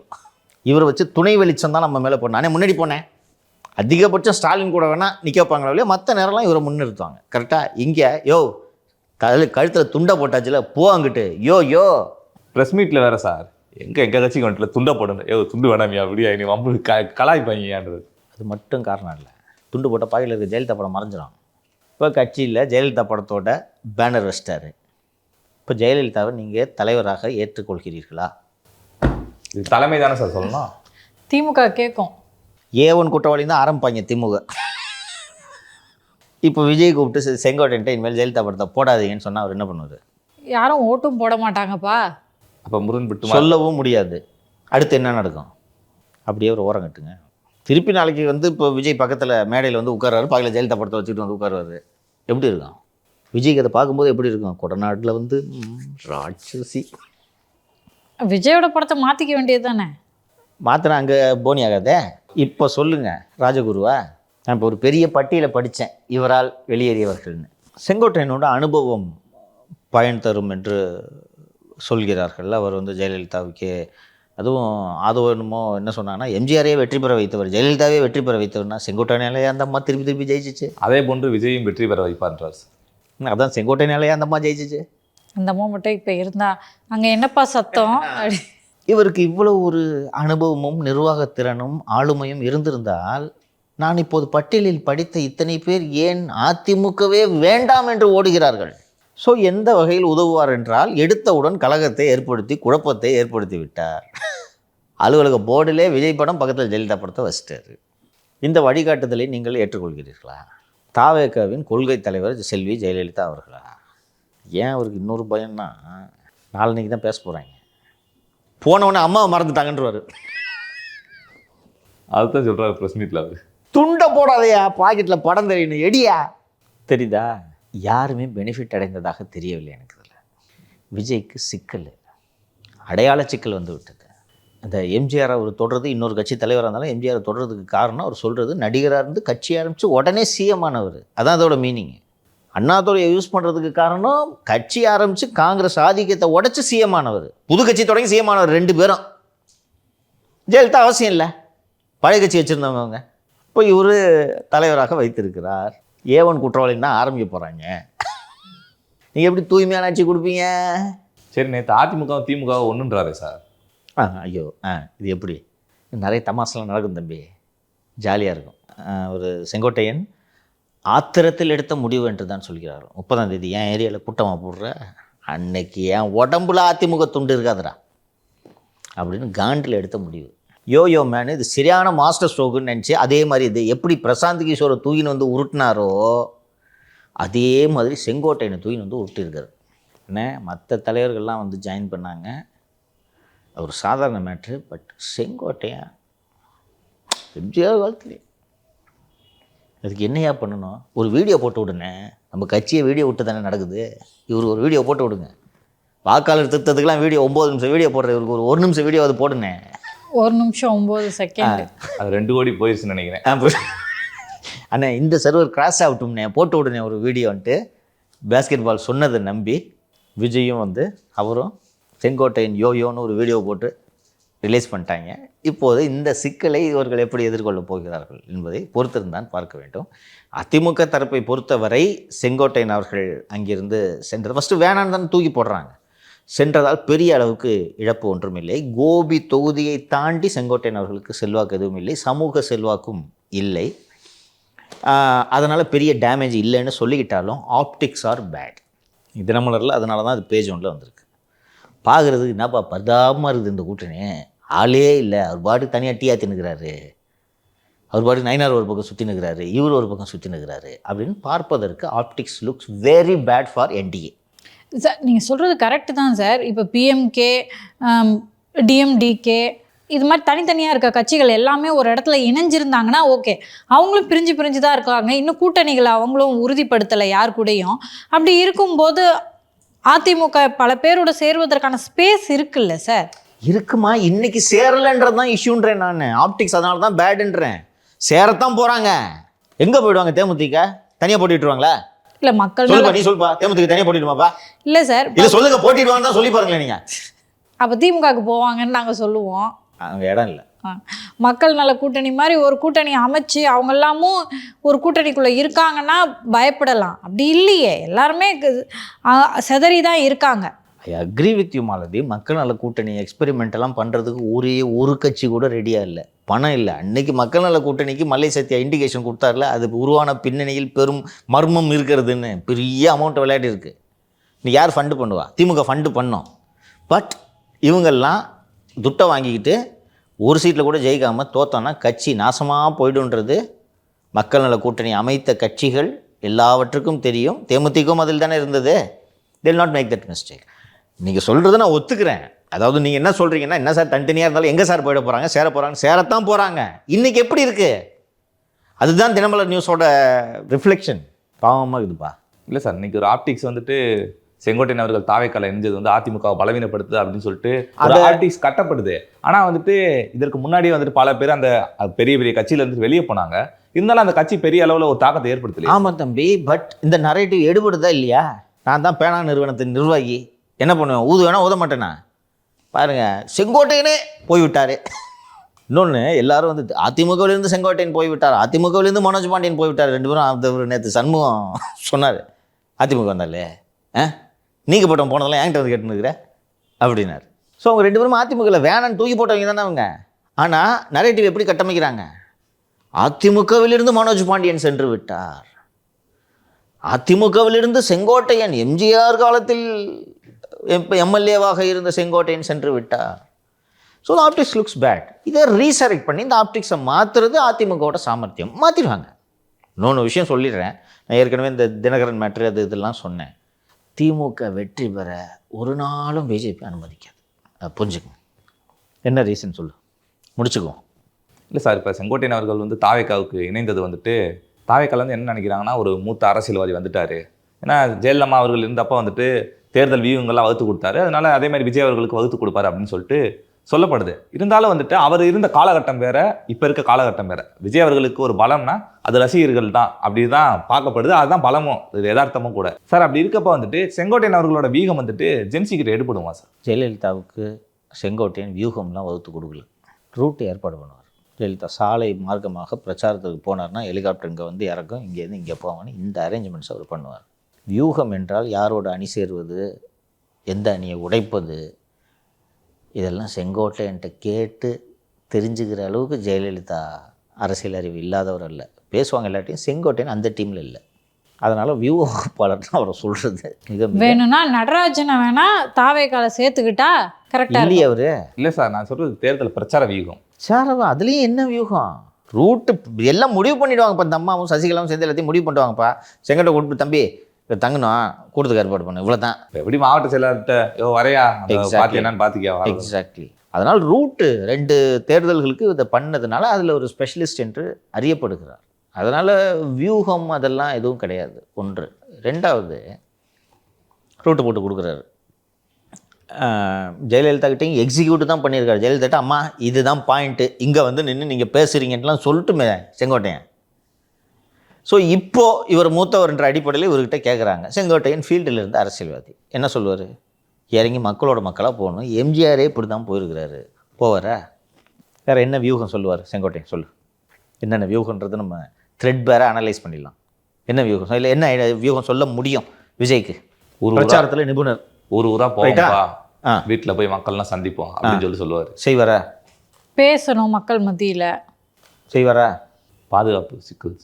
அதுக்கு தான் கூட செக்யூரிட்டி ஆஃபீஸர்ஸ்லாம் வச்சுருக்கிறாங்களே. இவர் என்ன பாதுகாப்பு ஏற்பாடு பண்ணுவார்? இவருக்கே பாதுகாப்பு இல்லை, போலீஸ் பாதுகாப்பு கேட்டார். ஞாபகம் இருக்கா? இப்போ என்ன பிரயோஜனம்? சொல்லுப்பா ஜென்சி கிட்ட சொல்லு. அண்ணன் வியூகத்துலேருந்து உன்னை என்ன கற்றுக்கிற? வியூகம் வகுத்து என்ன பயன்? செயல்படுத்தினால்தானே அது பயன். வியூகமாக வகுக்க முடியாது. தாட் ப்ராசஸே வேறு மாதிரி இருக்கும். அதான் இந்த யோயோ பார்த்தல ஃபோட்டோ நேற்று. சார் அவரோட ஆக்டிவிட்டி என்னால் புரிஞ்சிக்கவே முடியல. என்ன சார் இது? காலேஜ் ஃபேர்வெல் ஃபங்க்ஷனில் பார்க்குறீங்களா? ஏம்மா எவ்வளோ சீனியர் வந்தால். ஈரோடு கிழக்கு இடைத்தேர்தலில் தான் February 2023 தான் ஒரு செங்கோட்டையன் அவர்களை எனக்கு உண்மையிலே அவர் பார்க்கறதுக்கு பிரமிப்பாக இருந்துச்சு. இருந்தாலும் எம்ஜிஆர் பிரிவிலேருந்து இருக்கிறாருன்ட்டு எனக்கு கடைசி வரைக்கும் அவர் மீது இருந்த அந்த பிரமிப்பு எனக்கு குறையவே இல்லை. ஏன்னா அவ்வளோ சீனியர். இல்லை ஏதோ பப்பில் மீட் பண்ணுற மாதிரி, ஃப்ரெண்ட்ஸை மீட் பண்ணுற மாதிரி. இந்த ஃபோட்டோ எடுக்கும்போது பின்னாடி இந்த 2 விரல்லாம் வைப்பாங்க. குறும்புத்தனம் பண்ணி விளையாடிட்டு இருக்காரு. அது ஐடியா என்னன்னு சொல்லிட்டா, அடையாளம் இல்லாமல் தெருவில் கிடந்த உனக்கு கூட்டின்னு வந்து உனக்கு பதவி வாங்கி கொடுத்துருக்கேன், தள்ளு. இதுதான் ஐடியா. நானும் நிதிஷும் இருந்து பக்கத்தில் நின்று ஃபோட்டோ எடுத்துக்கிட்டா கூட எங்கள் முகம் தெரிய தானே போகுது. நான் நிதிஷோட மூஞ்சியை மறைச்சிக்கிட்டு போஸ்ட் கொடுக்க வேண்டிய தேவை என்ன இருக்குது? நான் தான் இந்த ஆளுக்கே அடையாளம் கொடுத்தேன், நீ என்ன ஃபோட்டோ எடு, அந்த ஆளை எதுக்கு எடுத்துன்னு இருக்கிற? யோ செங்கோட்டையன் இணைந்தார்னு ஆதவ் ஃபோட்டோ கீழே போடணுமா? ஆமாம். இந்தியா உலகக்கோப்பை வெற்றி பெறுது, இல்லை மகளிர் அணி இது வெற்றி பெறுது, இல்லை ஒன்றும் இல்லை, சிம்பிளாக சொல்கிறேன். சர்தார் வல்லபாய் பட்டேல் பிறந்த தினத்துக்கு மத்திய அரசின் விளம்பரங்கள் வரும், பார்த்துருக்கீங்களா? இவ்வளோ பெருசு மோடி ஃபோட்டோ போட்டுட்டு பக்கத்தில் வல்லபாய் பட்டேல் படம் பார்த்துருக்கியா? இதில் எப்படி போய் உட்காருவார்? செங்கோட்டையனோட ஏஜ் தெரியும், இஸ் அன் ஆக்டோஜெனரியன். சரியா? நம்ம நிதிஷ் வயசு பசங்க தான் காடர்ஸு. உங்கள் மொழியில் பேசணும். நான் என்ன சொல்ல வருகிறேன் என்று சொன்னால் அப்படின்னு ஒரு ஆரம்பம் கரெக்டா? அதான் இதை நீங்கள் வந்து திரு செங்கோட்டையன் சேர்றதுக்கு முன்னாடியே பேசிட்டீங்க, ஆனால் நான் நம்பலை. நேற்று யோயோ பார்த்தோன்னே தெரிஞ்சிருக்குவேன். இருமா, இப்போ நானும் ஜெயபிரகாஷும் கூட போய் ஜாலியாக ஒரு டூருக்கு போயிட்டு சுற்றிடுவோம்மா, இவன் கூட போய் என்னால் சுற்ற முடியுமா? சிம்பிளாக கேட்குறேன். அவனுக்கும் சங்கடம். தந்தால் வேறு கூட வந்து டூர் வந்து பக்கத்தில் வந்து உட்காந்து உயிர் எடுக்கிறான்ட்டு நான் பண்ண நினைக்க மாட்டேனா? டூர் கூட்டு வந்தால் சின்ன பசங்க தனியாக இருக்காங்க, சின்ன பசங்க தனியாக இருக்காங்கன்னு விட்டுக்கு போகாமல் பக்கத்துலேயே வந்து உயிர் எடுக்கிறான். அந்த நினைப்பியா நினைக்க மாட்டேன்? எல்லாருக்கும் வரும் வந்து. சார் நம்ம ஜீப்பில் 4 பேர் தான் போனோம், அதில் 6-7 பேர் அடிச்சு பிடிச்சிட்டு அவங்க தானே. ஆனால் நம்ம கூட வர மாட்டாங்க. That is how our brain works. DMK வேற ஏகப்பட்ட பெருசுங்க இருக்குங்க. சேகர் பாபுலாம் கரெக்டாக நடத்துவாங்க. எங்கப்பா போய் சேர்ற? ஆத்திரத்தில் முடிவெடுக்கக்கூடாதுப்பா. இந்த அதிமுக திமுக கூட்டங்களெல்லாம் நீ போய் பார்த்தன்னா 30 பேரை பதவியோடு படிப்பாங்கப்பா ஃபஸ்ட்டு மேடையில். பார்த்துருக்கியா? அண்ணன் மாவட்ட கழக நிர்வாகி அண்ணன் அர்ஜுனன் அவர்களே, ஒன்றிய கழக நிர்வாகி அண்ணன் ராமதுரை அவர்களே, பேர் எவனாவது விட்டுட்டேன்னா பஞ்சாயத்து ஆகும் அப்படின்னா அந்த கூட்டத்துக்கு அடித்த போஸ்ட்டில் இருக்கிற எல்லா பேரையும் படிப்பாங்க. This is Sengottaiyan. இதுதான் செங்கோட்டையன் வளர்ந்த மோல்டு. பிளாஸ்ட். இங்கே இந்த கூட்டத்திற்கு வருகை தந்திருக்கும் நண்பா அவர்களே, நண்பி அவர்களே, இப்படி பண்ண தெரியுமா? அது என்னது இப்படி தானே பண்ண சொல். எனக்கு தெரிஞ்சு செங்கோட்டையனுடைய இணைப்பு உதயநிதி பர்த்டேவை இருட்டடைப்பு பண்ணுறதுக்கு உதவுச்சு. எக்ஸாக்ட்லி 2 வாரம் முன்னாடியே முடிவாயிடுச்சு, 10 நாள் இருக்கும் வர்றாருன்னு. டேட்டை வேணுக்குன்னு தான் சூஸ் பண்ணியிருக்காங்க. ஸோ அதை தவிர எந்த பயனும் இல்லை. போதும் மொக்க போட்டது, முடிங்க. சரி சார், இந்த ஆர்ஸ்லெட்டில் பல நிகழ்வுகளை பேசினா தொடர்ந்து நாளை பேசுவோம் சார். நன்றி நன்றி சார். சார். நன்றி சொல்கிறதுக்கு முன்னாடி ஒரு முக்கிய செய்தி. சிஎம்டிஏவில் நடக்கும் கொள்ளைகள் பற்றி தொடர்ந்து பேசிக்கொண்டிருக்கிறோம். அமலாக்கத்துறையின் கண்காணிப்பில் சிஎம்டிஏவில் இருக்கக்கூடிய சில முக்கிய அதிகாரிகள் கொண்டு வரப்பட்டிருக்கிறார்கள். ஆட்சி முடியப் போகிறது என்பதால் இவ்வளோ நாள் வசூல் பண்ணதெல்லாம் போக எலெக்ஷன் ஃபண்டுன்னு தனியாக வசூல் பண்ணணுன்ட்டு சேகர்பாபு உத்தரவிட்டிருக்கிறார். அதன்படி இந்த வசூல் செய்யப்படும் பொறுப்பு நேற்று சிஎம்டிஏ அத்தாரிட்டி மீட்டிங் நேற்று நடைபெற்றிருக்க வேண்டும், அது தள்ளி வைக்கப்பட்டிருக்கிறது. சீனியர் பிளானர் சாந்த சுதா, சீஃப் பிளானர் ரவிக்குமார், ஏற்கனவே சீஃப் பிளானரோட ஒய்ஃப் அனுசுயா என்பவர் தான் கம்ப்ளீஷன் சர்டிஃபிகேட் இஷ்யூ பண்ணுற டிவிஷனில் இருந்தாங்க. அந்த அனுசுயாவுக்கு பதிலாக இப்போது சீனியர் பிளானர் சபாபதி என்பவர் அந்த இடத்தில் வந்திருக்கிறார். இது போக டெக்னிக்கல் பிஏவாக ஏபி கமல் என்பவர் இருக்கிறார். இவங்க 2 நாளைக்கு ஒரு வாட்ஸ்அப் எண்ணை பயன்படுத்துகிறார்கள். பணம் சிஎம்டி ஆஃபீஸ்க்கே அங்கிருந்து பகிரப்படுகிறது. ஏன்னா ஆஃபீஸ்னால் அதிகாரிகள்லாம் டக்குன்னு வரமாட்டாங்கன்னு உங்களுக்கு ஒரு நினப்பு. இந்த எல்லா எண்களும், அதாவது அங்கே அந்த டவரையே மானிட்டர் பண்ணுறாங்க. சிஎம்டி ஆஃபீஸ் இருக்குதுல்ல, அந்த டவரையே மானிட்டர் பண்ணி அதில் இதை மட்டும் எலிமினேட் பண்ணிவிட்டு இந்த நம்பர்ஸ் மட்டும் ஐடென்டிஃபை பண்ண முடியும். சிம்மு தான் மாற்றுறீங்க, ஃபோனு கூட மாற்றுறீங்க. ஃபோன் அதே ஃபோன் தானே, 2-3 ஃபோன் மாற்றினாலும் ஐஎம்இ நம்பர் எல்லாத்தையும் வச்சு சென்ட்ரல் ஏஜென்சிஸ், நாட் டைரக்ட்லி இடி, இந்த மற்ற உளவு நிறுவனங்களெல்லாம் கண்காணிக்கிறதுக்கு NTR1 ஒரு ஆர்கனைசேஷன் இருக்குது. அந்த ஆர்கனைசேஷன் ஹெல்ப்போட சிஎம்டி அதிகாரிகள் கண்காணிப்பு வளையத்தில் கொண்டு வரப்பட்டிருக்கிறார்கள். ரீக்ளாசிஃபிகேஷனு, ப்ராப்பர்ட்டி கம்ப்ளீஷனு, முன்னாடி 10,000 சதுரடிக்கு தான் காசு வாங்கிட்டு இருப்பாங்க, இப்போ 5,000 சதுரடிக்கே வசூல் பண்ண பார்ட்டி ஃபண்டு எலெக்ஷன் சொல்லிட்டு சேகர்பாபு ஃபுல் ஸ்விங்கில் பண்ணிகிட்ருக்காராம். இந்த அதிகாரிகள் மற்றும் இவர்களுடைய உதவியாளர்கள், ஓட்டுநர்கள் அத்தனை பேரும் கண்காணிப்பு வளையத்திற்குள் கொண்டு வரப்பட்டிருக்கிறார்கள். தப்பிச்சு பொழைச்சிக்கங்க. இடி கேஸில் ஜெயிலுக்கு போனீங்கன்னா என்ன ஆகுன்றது தெரியும். நன்றி. நன்றி சார்.